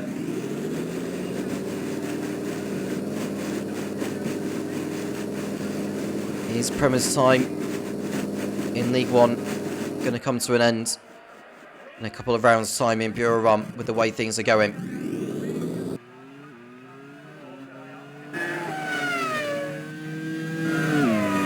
It's the second driver out of this. We're on lap 15. Kevin Magnussen continuing to lead the way. Lopez into the pits for Prost. He's clearly one of those doing the two-stop, as is Linus Lundqvist.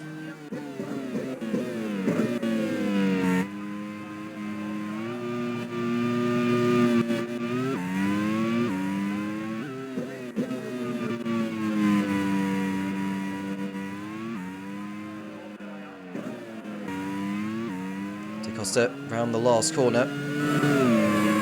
Do any of the leaders decide to put in? DeCosta doesn't. Magnussen definitely doesn't. One of the Onyxes is coming in though, and that's Scott Dixon.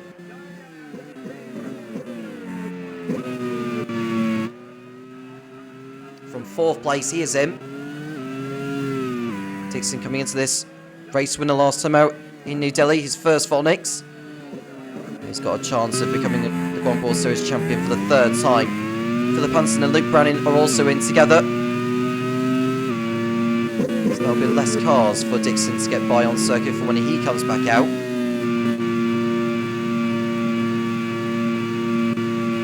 Dixon hasn't left the pit lane yet. He's ahead. He's now just behind Oliver Odin. Is he? No, he's in front of him. So that's one less car for him to get past on circuit. Roman Friends overtakes Igor Fraga in the Ram. As we see the HRT of Luke Browning come out of the pits ahead of him.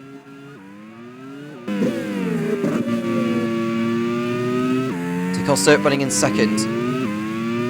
With Rosenqvist, the next driver behind. DeCosta is making his way into the pit lane in an attempt to undercut Magnussen.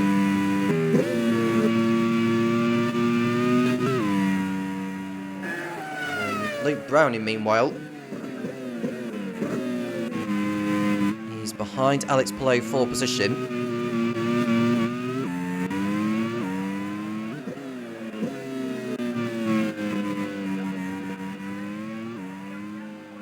You can just see how slow the Ram has been over the course of the second half of the campaign. They did well to get all those points in the first half of the year.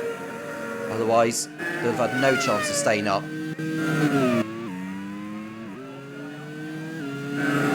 Browning should be able to sail on by the Ram here.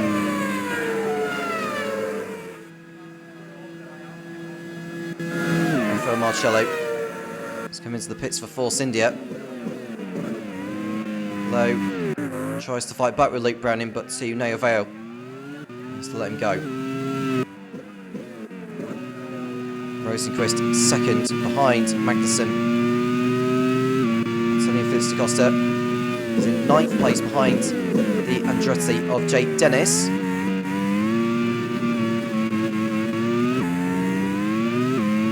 can see by the stuttering with the throttle, he's got by him now actually. The right-hander before nets, which is impressive from da Costa. Runner ball with Alex Palou, running in 16th ahead of Robin Frines.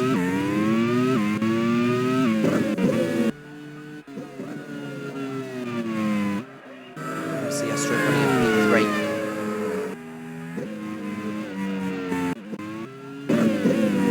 P3. Jake Dennis is coming with electrical issues, unfortunately. Not good news for Andretti. He stays in the race. Now he's got with it all to do is to boost the team's chances of staying in League One for another campaign. Robin Frines overtakes the other Ram of Alex Palou.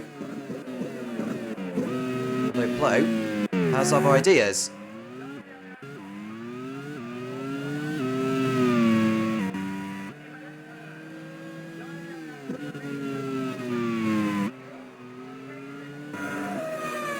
Dennis will rejoin ahead of O'Ward. There goes Dixon. That is on Sebastian Buemi for 9th. Kevin Magnussen is into the pit lane for Von Metal.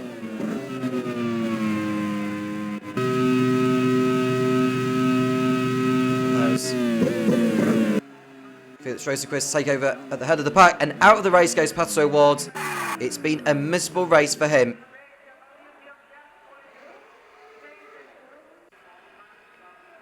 Scott McLaughlin and Pascal Wehrlein are also in on the same lap as Kevin Magnussen. And the third retirement of the race goes to the Carlin of Patrick O'Ward. And Magnussen has been jumped by Antonio Felix da Costa in the stops. He'll be on better tyres, but potentially Antonio Felix da Costa is the net race leader.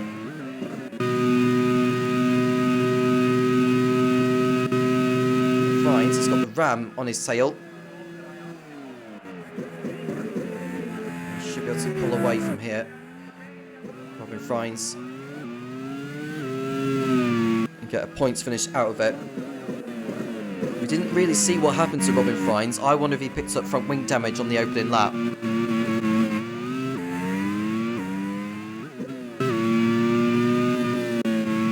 Pascal Wehrlein coming in 12th place, just in front of Luke Browning.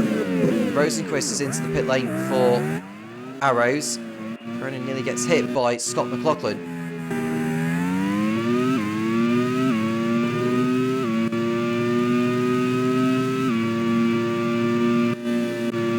Went for the move on Wehrlein. McLaughlin came a little too close, and that was very nearly race over for effectively both of them. Got pit stops now over at Onyx and Arrows. Estra and Rosenquist have come in. Cavallini likewise for Minardi. Is Nicholas Latifi going to lead the race in his substitute appearance for Philip Albuquerque? He's leading, albeit very, very briefly, because da Costa has got through and Magnussen has done so at the same time. Oh, there's been an incident though! Contact made! I think the front wing and the rear wing has gone on Nicholas Latifi's car. There was a nudge from Magnussen, and Latifi went up on 2 wheels, and the car just disintegrated.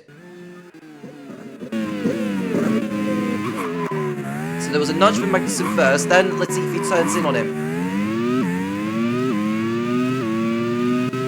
There's going to be some stewarding taking place on that. And for me, I think Latifi turns in on Magnussen.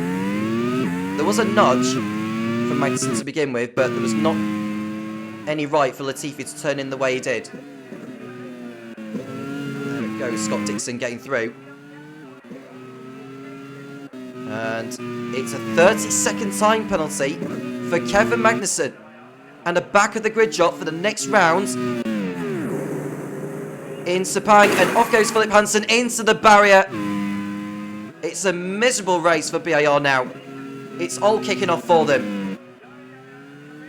In his attempt to get by Stoffel van Dorn, he goes off at 100R into the barrier, and that's the left rear separating. And Hansen's race is over again.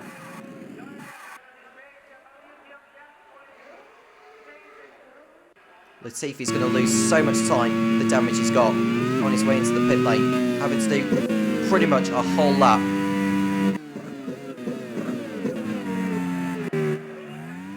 There is Scott McLaughlin behind. That's sort of Verline 4 position. DaCosta into the lead now. It's a Von Mattel 1 and 2, but it's the championship leader that's at the head of the pack.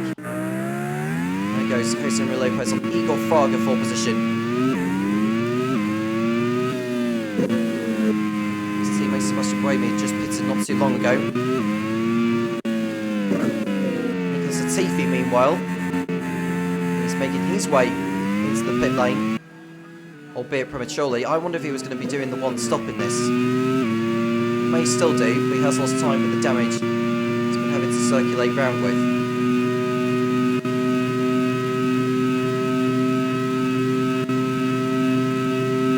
In for Ram.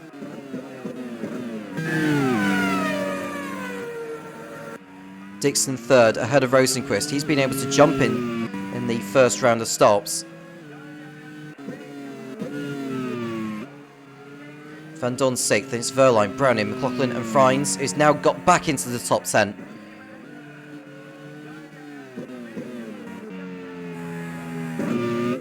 He's half a minute off the race lead, though, is Friends. He's got no one in front of him right now, so he can make the most of the track position he's got.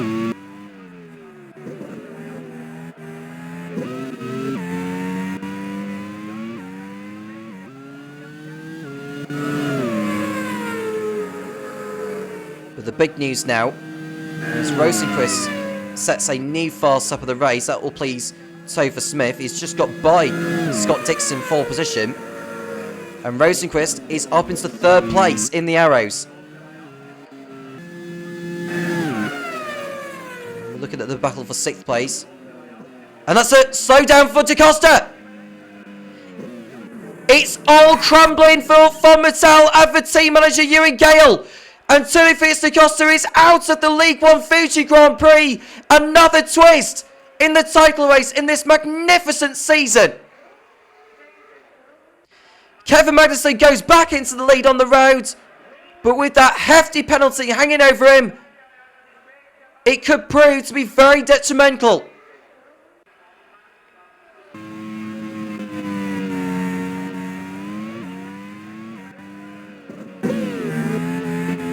We see an overtake. Van Dorn gets passed by Luke Browning, and right behind Van Dorn now is Scott McLaughlin.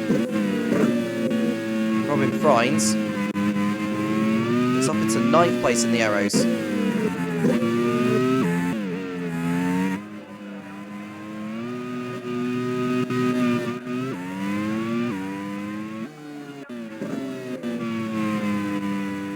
One of the big guns gone from this race, and it's the championship leader.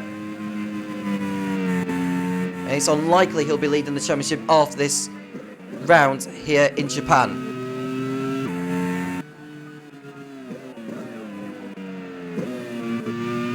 Technically speaking, Felix Rosenqvist is the championship leader.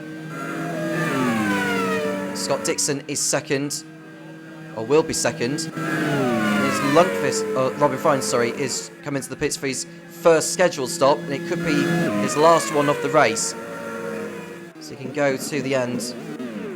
On the tyres is on. Oh, that's Boemi going past Jake Dennis for a moment there. He got nudged off the circuit. Now,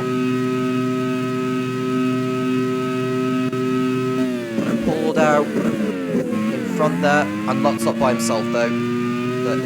That's not a collision, that's just Boemi going too deep into turn 1, and Dennis was able to go back past.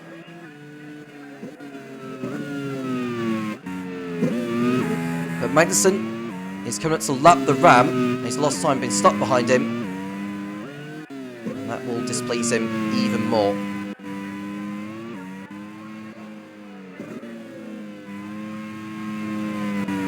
Drivers out of the race here in Fuji. Antonio Fitzcosta we've just lost. Philip Anson is also out. We've also lost Pato Ward, Louis Foster, and Leo Fornaroli. Kevin Magnussen's time penalty will drop into P8, but there's a long way to go still in this.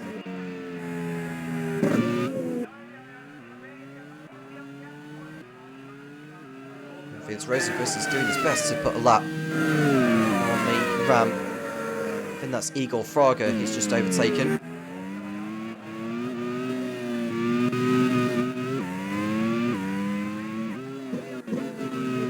Rosenqvist has tasted victory 3 times this season.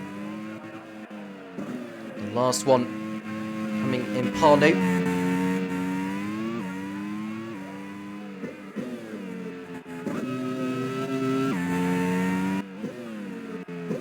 Scott Dixon, 3rd place.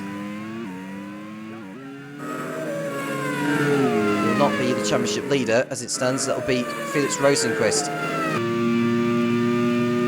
Jean-Luc Verne is under attack from his teammate Rafael Marcello. And behind these two is Jose Maria Lopez. Remember, Prost don't run. Well, they're running the maximum top speed setup compared to the Force Indies, which could help both Lopez and Boemi in the long run. Boemi is now ahead of Jake Dennis at last.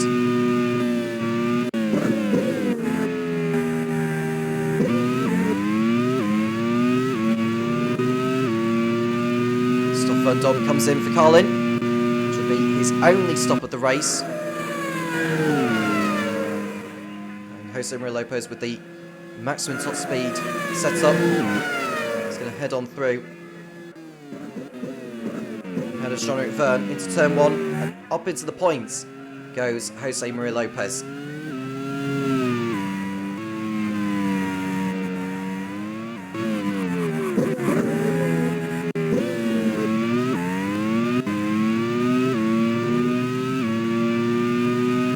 Right on board with Gabriele Mini in 8th position in the Minardi.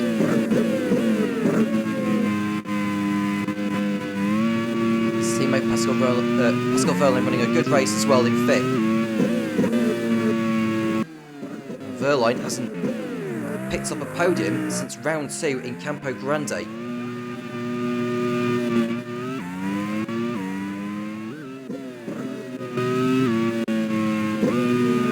thought Verlaine would have achieved more than that for Giacomo Pagliaro's team.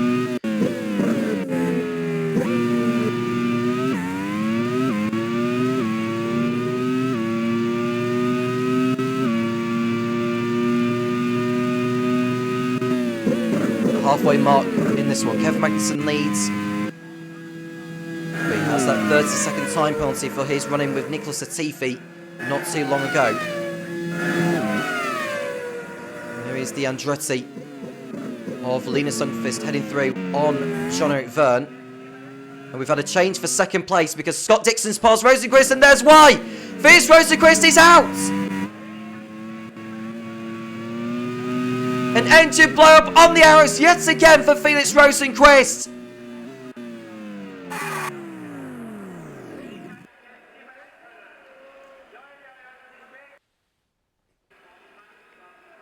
It's been an appalling day for Arrows so far, and it's got worse now.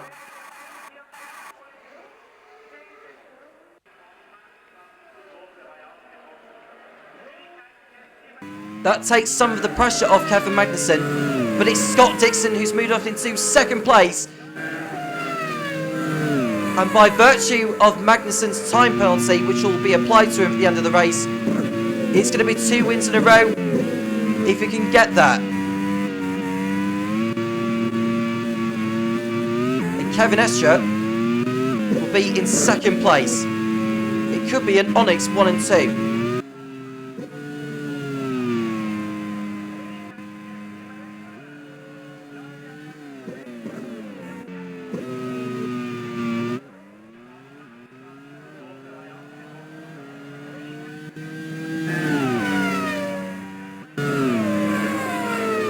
Vern and Buemi on the pit straight again. Buemi's going to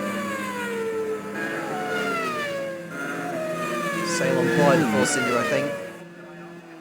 On the inside into turn 1, Buemi does go past his former teammate. Straight ahead of him will be Linus Lundqvist. Jose Maria Lopez up in 9th place now. Robin Rines overtakes the Carlin of Stoffel van Dorn for 17th position.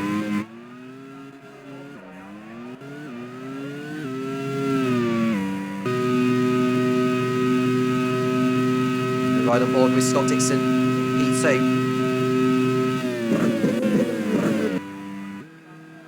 I just wonder how far Magnussen can go in stretching the gap over the others. I think worst case scenario for him, providing there's no more problems that he's involved in, he could still finish on the podium. He really could.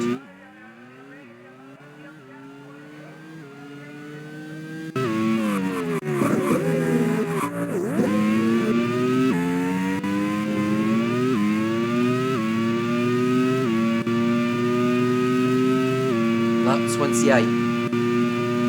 Benson leads, it's Dixon, Estre, Verline's in 4th place, Browning, McLaughlin, Mini, Marcello, Lopez and Sebastian Buemi, who's just passed Linus Lundqvist for 10th place on the inside at turn 1.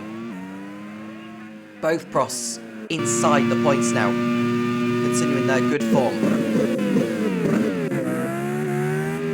McLaughlin overtakes Browning for 5th.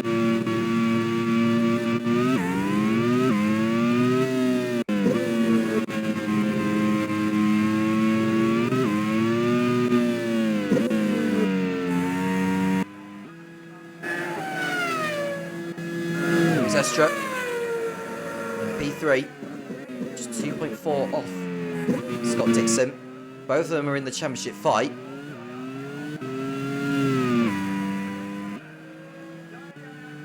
Rosenquist still has the point for the fastest lap as we speak. He may not come away empty-handed just yet.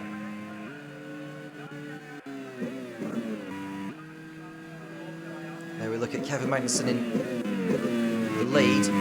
He is continuing to increase the gap over the others. The problem he's going to face later on are back markers. You see the T-feet, straight line speed. You can see how much of a rocket ship that car looks, the amount of horsepower it has. He's got by Vern that time around as the T-feet. Still feels that the points finish is still on the cards.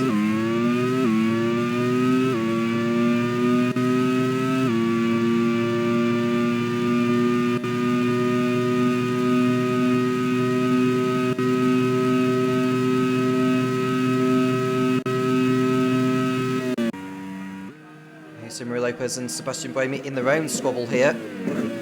Lopez is ahead of Buemi. They won't want to be tossed in too much because they've got Linus Lundqvist who isn't too far behind. And Estre has got the gap down to Dixon. It's now just under a second.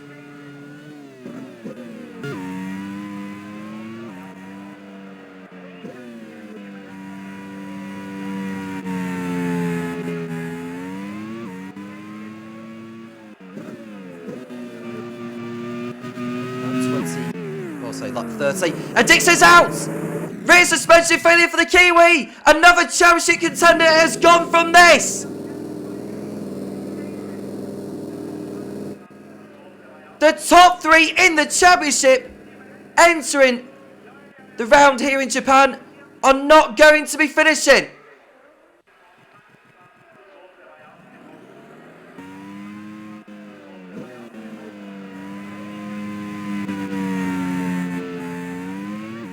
Well. You have to say, it's Kevin Estra's race to lose. With Magnussen still doing his best to increase the gap.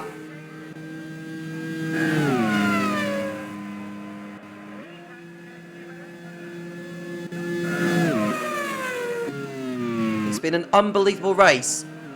And there's still a whole lot more to come. The championship is blown wide open again. If Estra was to win this, he would go into the championship lead by 1 point. And on Antonio Felix da Costa, that is. And Lundqvist is about to be passed here by Oliver Rowland in the Prema. Prema are in need of something out of this, with one of their cars already out of it and the other is about to go up into the points.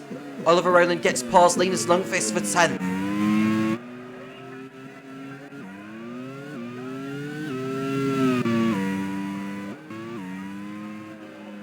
Silverline up into 3rd place, will become 2nd as it stands, but I think with the rate of which Magnussen has been able to increase the margin, 2nd place is definitely possible for him.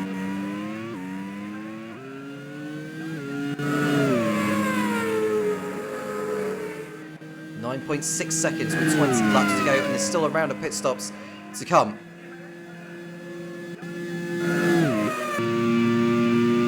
Robin Friends running in 15th place. He's on the tail of Jean-Eric Verne.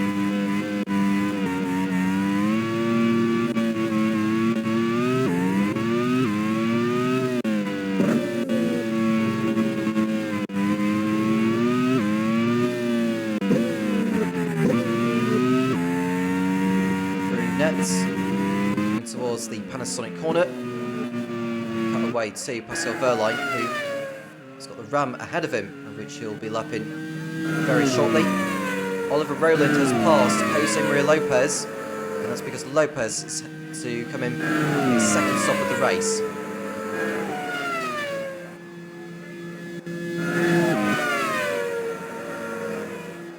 Fines does get past Jean-Eric Verne at last into turn 1. He's up into 13th. Kevin Estra in 2nd place. Wehrlein in 3rd. Running for his 2nd podium of the season.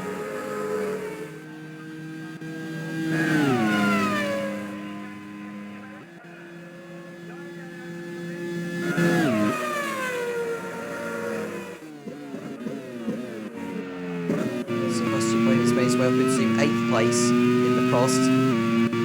He's got another stop still to do.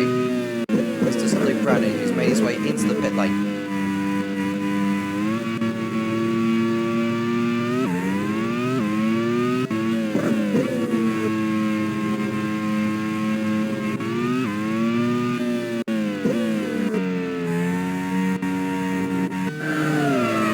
There's Latifi. That rocket ship of a VAR sailing on by Linus Lundqvist to go up into the points.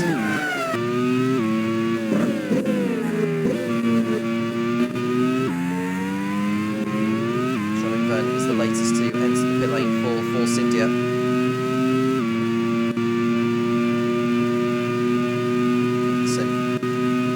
Still continuing on nearly 10 seconds clear of Kevin Estra. It won't be enough for him to take the victory.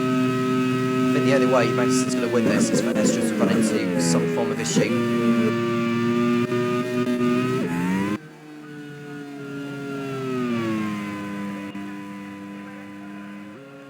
Magnussen's not got any traffic to deal with as we speak. So everything is fine for now.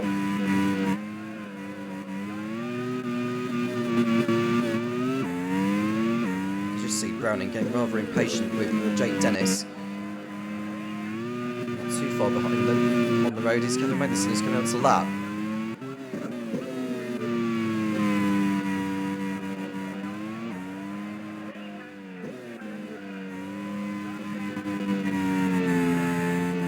Marcello has entered forcing there goes Browning on Lundqvist for position.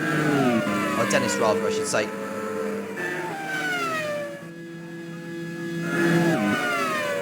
There goes the HRT on the Andretti. Lundqvist comes into the pits, aiming for a points finish today, something which he was able to achieve last time out in New Delhi. Into the pit lane comes Kevin Estre from second place. There's Robin Fines, eager to get through on Jake Dennis to go up into the points.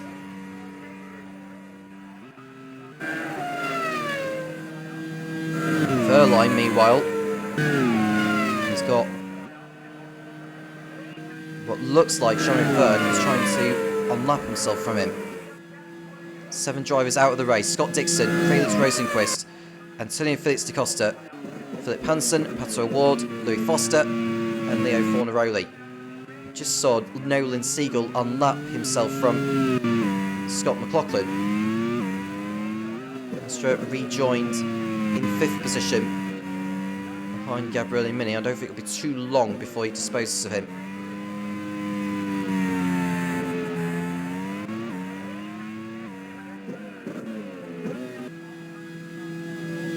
Meanwhile, he's got Latifi ahead.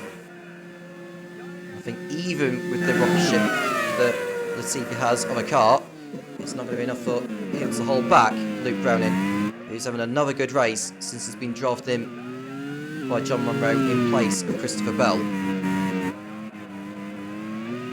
Kevin Estre on the tail of Gabriele Mini. It's important he gets by him here. He won't want to lose too much time.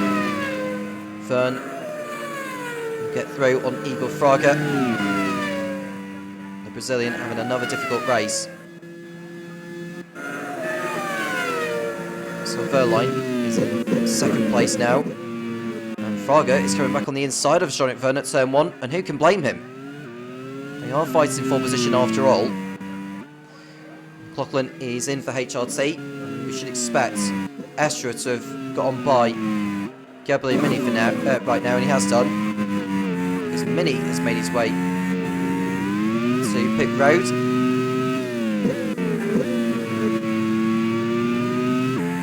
We expect Sebastian Buemi to make a pit stop before this race is over. And he is in now for his final stop.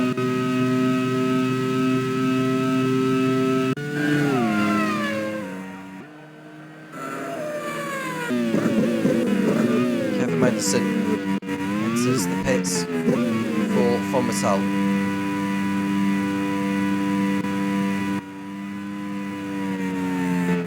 Scott Verline, running in 2nd place, may lead the race for a little bit before he is due in for his last stop. Roland passes Polo for position on circuit. He comes out of the pit lane in 13th.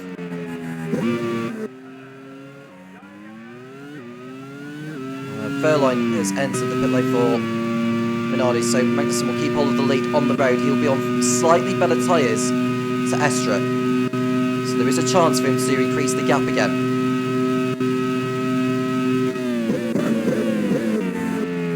Now, we have seen a few occasions in the Grand Prix Series where the race winner is not the driver that took the checkered flag first. We had it in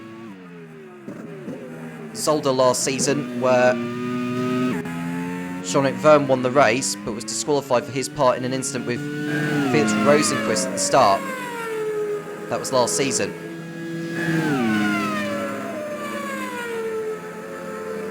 And Murphy Ragunathan took victory on the day by finishing 2nd on the road. Mini passes Latifi for 6th place. Great overtake there.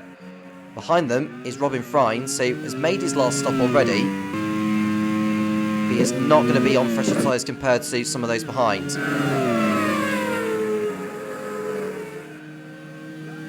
There goes Lundqvist on below. And Latifi's slowed down in the BAR, and it's a terrible shame. He's done well to recover after the damage he had following his running with Kevin Magnussen. But it's both of the BARs out of the race and no points for the team.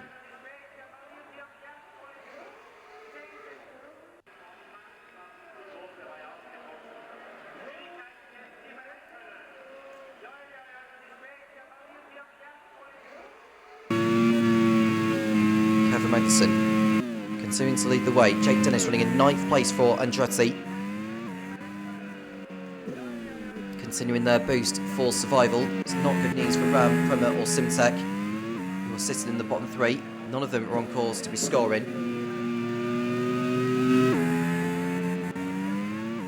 Stoffel van Dorn, who's made his one and only stop at the halfway point, is in 8th place. If you remember, Jake Dennis had those electrical issues which cost him a little bit of time. He's done well to recover since then. Sebastian Buemi, another inter-team play at Prost. And Buemi goes on by Jose Maria Lopez for 11th position.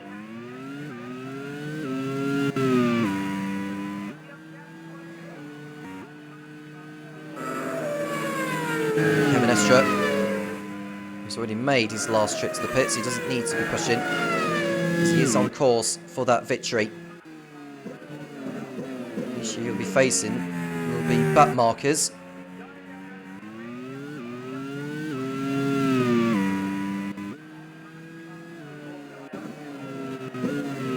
Magnussen does have the point for pole position, that's secure. What isn't secure is the race win. If he was to win this race, he would move on to 119 points. He'll be 34 off the lead. If Kevin Estre was to win this race,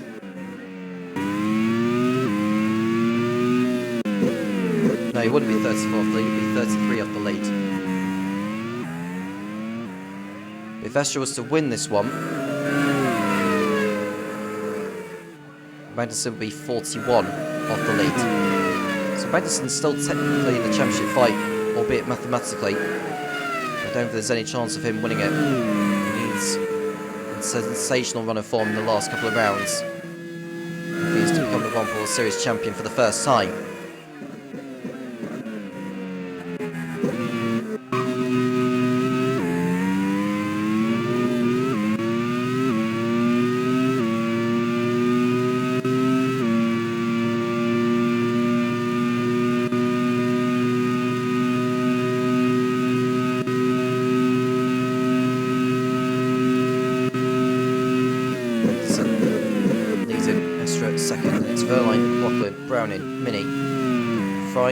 Back up into P7 after pitting at the end of lap 1. Jake Dennis has dropped down to 10th place because he's now being passed by Rafael Marcello. He's still looking good for a point. The trouble that Dennis will have is that Buemi and Lopez are closing down. In fact, Buemi is side by side with Jake Dennis on the pit straight and he's going to go through into the points. Buemi's past Dennis. Good pass there from Sebastian Buemi to go up into P10. Whilst Robin Fries is doing his best to get to the end and keep his hopes of the championship alive whilst he's at it.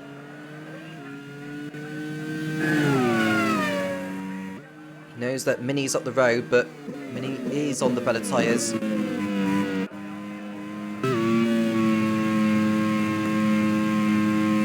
at Kevin Magnussen. Waits a victory on the road, but not for real.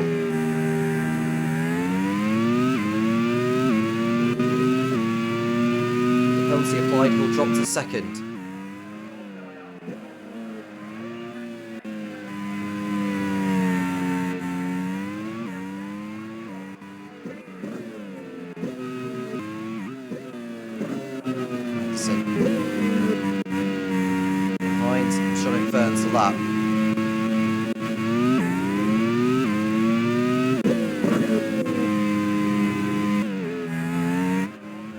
Varga continuing to lock up in the ramp. Who are staring relegation down the barrel. Stoffel Van Dorn is having to come in. And it's a terrible shame. So he's up in the points. His chances of points are dashed. Carlin are not safe from relegation yet. It's an overtake from Nayland Siegel on Alex Blow.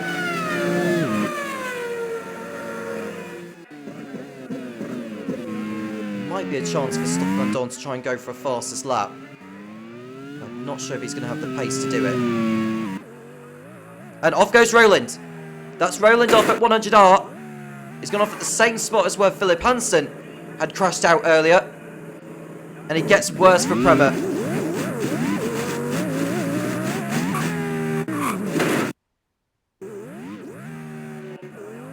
Now Roland does rejoin ahead. And that's Kevin Estra behind him to lap. Roland in 14th place. And no chance, surely now, of picking up any points from this to help Prema's survival hopes. And the squabble between Palou and Siegel is still continuing. Magnussen's lead over Estra is increased to 12 seconds.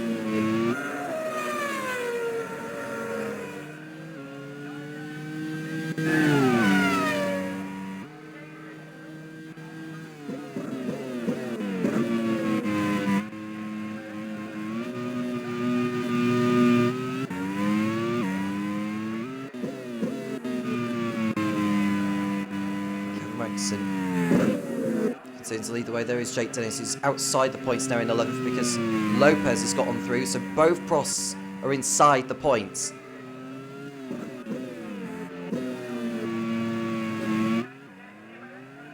And Kevin Magnussen is coming up to lap both of the Andretti's.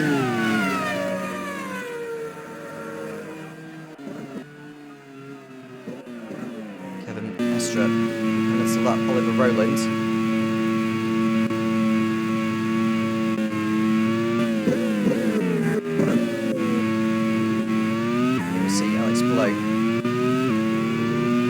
Shortly have Stoffel Van Dorn on his tail. And Magnussen does lap the first of the Andretti's, although they're making it harder for him than he'd have liked.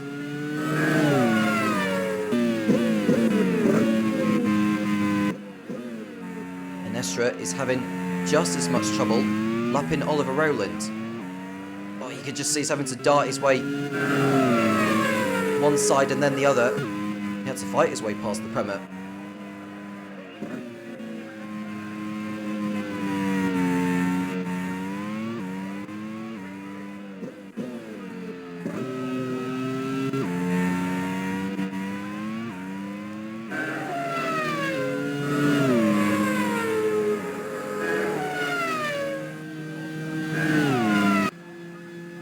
Verline third on course for his second podium of the season, along with what he had achieved in Campo Grande.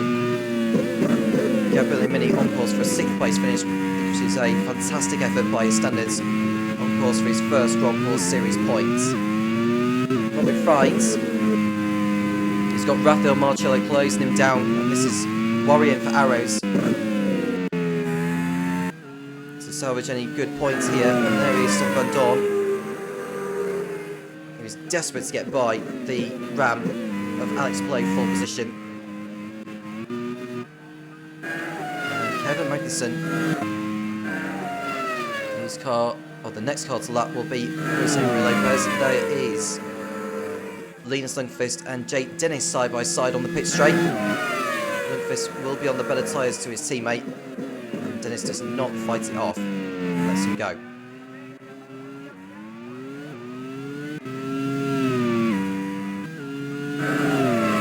Van Dorn heading through on Blow to take 16th off him.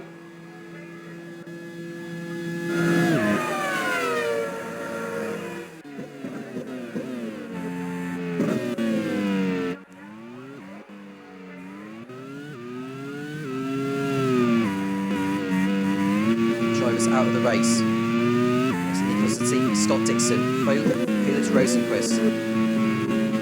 Continuing Felix da Costa, Philip Hansen. And we see Kevin Mason trying to lap Jose Maria Lopez.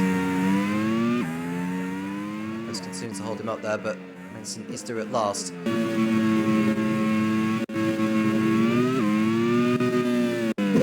We've also lost from the race Cotto Award, Louis Foster and Leo Fornaroli. And now we see Rafael Marcello on the tail of Robin Freins. Sebastian Buemi is close as well.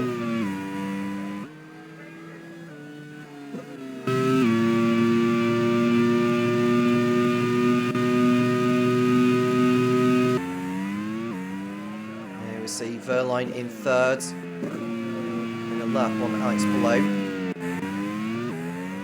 Gets out of the way at last. Oliver Rowland, meanwhile, is doing his best to go after Jake Dennis. Lundqvist, I'll say Vern has passed Dennis for position. Dennis is continuing to struggle for pace. The gap between Magnussen and Estra is 14 seconds, with 6 laps remaining.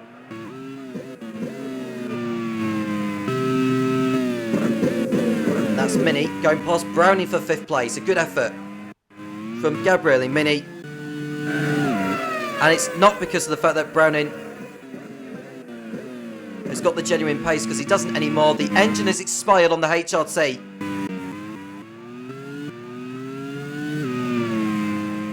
Now he'll have completed enough laps to be classified as a finisher, but that's little consolation now.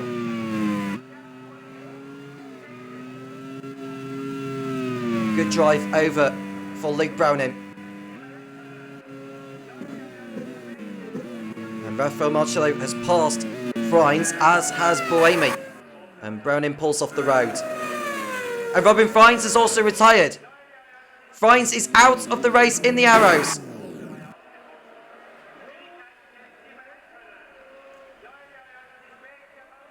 Game over for Freins. Browning is gone as well. So 2 more drivers exiting this one, which promotes Rafael Marcello up into 6th place, Sebastian Buemi to 7th, Jose Maria Lopez to 8th, Linus Lundqvist to 9th, and Jean-Luc Verne inside the points in 10th for Force India.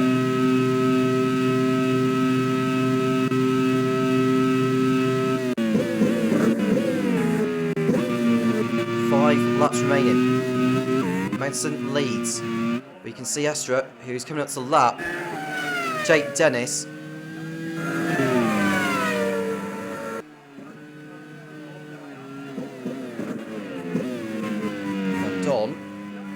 Moving up to 13th position is pursuit of Oliver Rowland. Kevin Madison is halfway to his target of 30 seconds, but he's not going to have enough time to make up the 30. He'll be dropping to 2nd place unless Estra runs into any issues.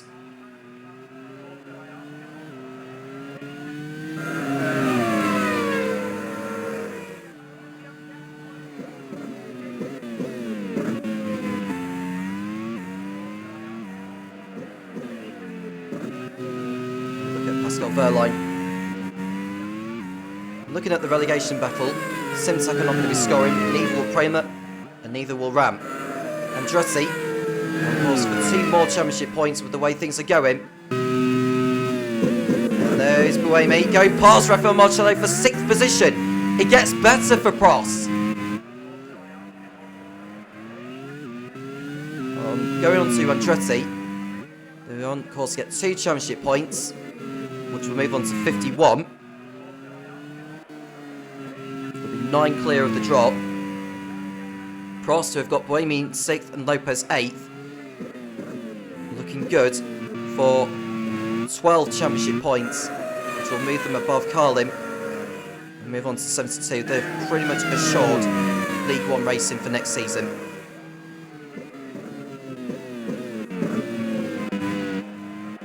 It's been a great turnaround for the French team.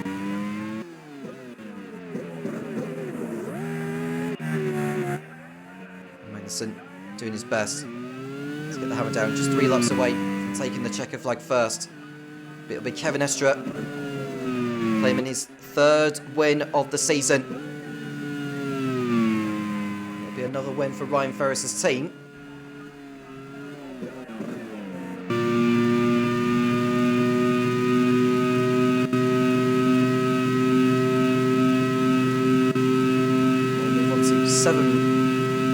Series wins, leapfrogging Cross into 9th spot. They'll be level with HRT in 8th.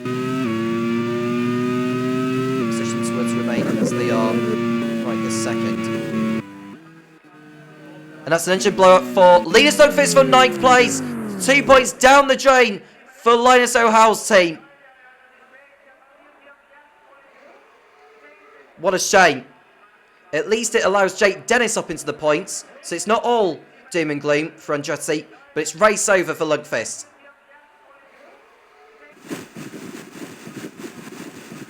He was chasing after Jose Maria Lopez, but that's hardly relevant now.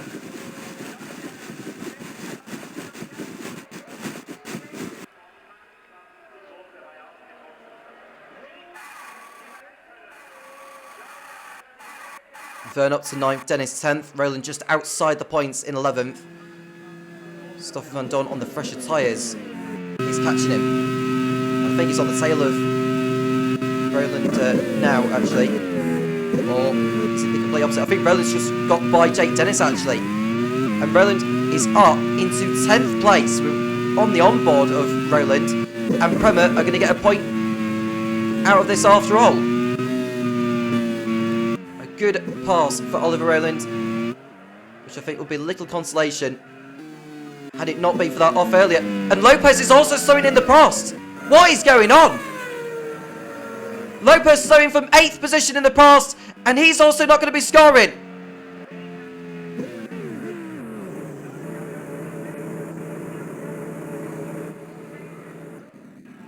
That promotes Vern, Rowland and Dennis up into the points, and he nearly takes out Van Dorn.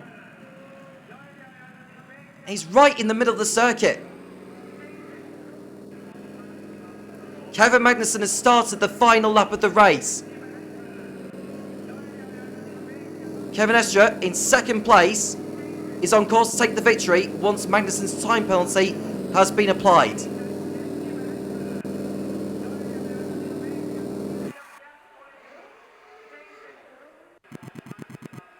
This car is lifted over the barrier.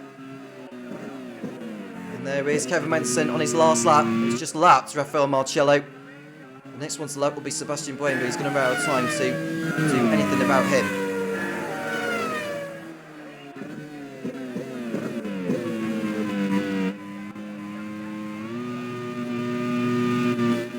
It's been a really interesting race today. Really good.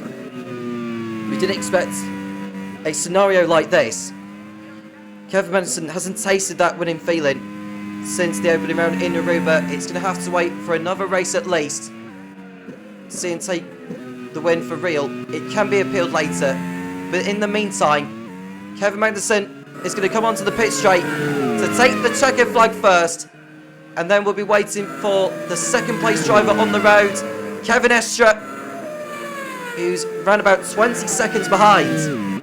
Kevin Magnussen takes the victory on the road, but will go to Kevin Estre, who's exiting the Panasonic corner for the last time. Kevin Estre has had everything fall for him. Kevin Estre wins the League One Fuji Grand Prix. A 3rd win of the season has elevated him into the championship lead. In this extraordinary season, as Van Dorn snatches the last point off Jake Dennis over the line. Extraordinary stuff. Pascal Wehrlein gets a podium finish for Minardi. It's his 2nd of the season. Scott McLaughlin will grab 4th place. And it's Gabriele Mini who, in his cameo appearance in place of Ryu Hirakawa, who would absolutely love to have competed here in Japan, Mini finishes 5th. It's his 1st Grand Prix World Series points at the 4th time of asking. The 2 Rams getting over the line, but still no points for them. And then Sebastian Buemi bags more points for him and for Prost, boosting their chances of staying in League One.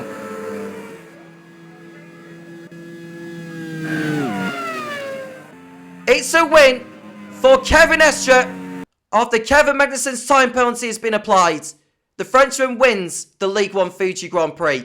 Kevin Magnussen second, Pascal Thurline in third place. It's Scott McLaughlin fourth, Gabriel Mini in the points for the first time in fifth, Sebastian Buemi in sixth.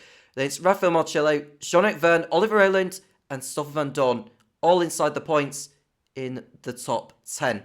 Jake Dennis got pipped to the line by Van Dorn and drops to 11th. Nolan Siegel 12th, and it's Alex Blow 13th. Igor Fraga, the last of the finishes, in 14th. And we've got those that were classified but didn't take the checkered flag. Jose Maria Lopez, Linus Lundqvist, Luke Browning and Robin Frines. And the drivers who are not classified as finishers: Nicholas Latifi, Scott Dixon, who we lost with suspension problems. He could have been the championship leader by the end of this. The same for Felix Rosenquist and Antonio Felix da Costa. Philip Hansen crashed out at 100R, and we lost the likes of Pastor Ward, Louis Foster and Leo Fornaroli. Kevin Magnussen took the point for pole position, and the fast lap point going to Felix Rosenquist. Magnussen's time penalty has given the win to Kevin Estre. He leads the championship by just a single point. I have to say, looking at the top four, it's just 6 points between those four drivers with 2 races remaining in the championship. It's certainly going to go down to the wire in Buram in Thailand, that's for certain. Robin Frines' latest non-score, he's got with it all to do. He needs a victory really in Sepang to keep himself in the running for the title going into the last round. In the team's championship, Onyx's victory has seen them increase the gap between themselves and Arrows. Formitel did score as well, but Onyx are firm favourites to be team's champions this season. But it's far from over in that respect. In the relegation battle, Prema did pick up a couple of points, give themselves some hope of staying up. They're now just 12 points from safety, but they still need a miracle. Simtech will be down if Andretti were to score at least 5 championship points more than them, or perhaps other circumstances going against them. But either way, it's virtual relegation for them, and they'll go down if they don't score and Andretti score at least 5 points. Prost's 6th place finish, courtesy of Sebastian Buemi, has seen them elevate them above Carlin into 8th, and their safety is virtually secure. After all of that, it's time to run down on the League One Drivers and Teams Championships in the voice of Topher Smith. We'll see you for the next round in Sepang in a couple of weeks' time. Topher, over to you. So a time penalty loses Kevin Magnussen the race win and hands it to Kevin Estre.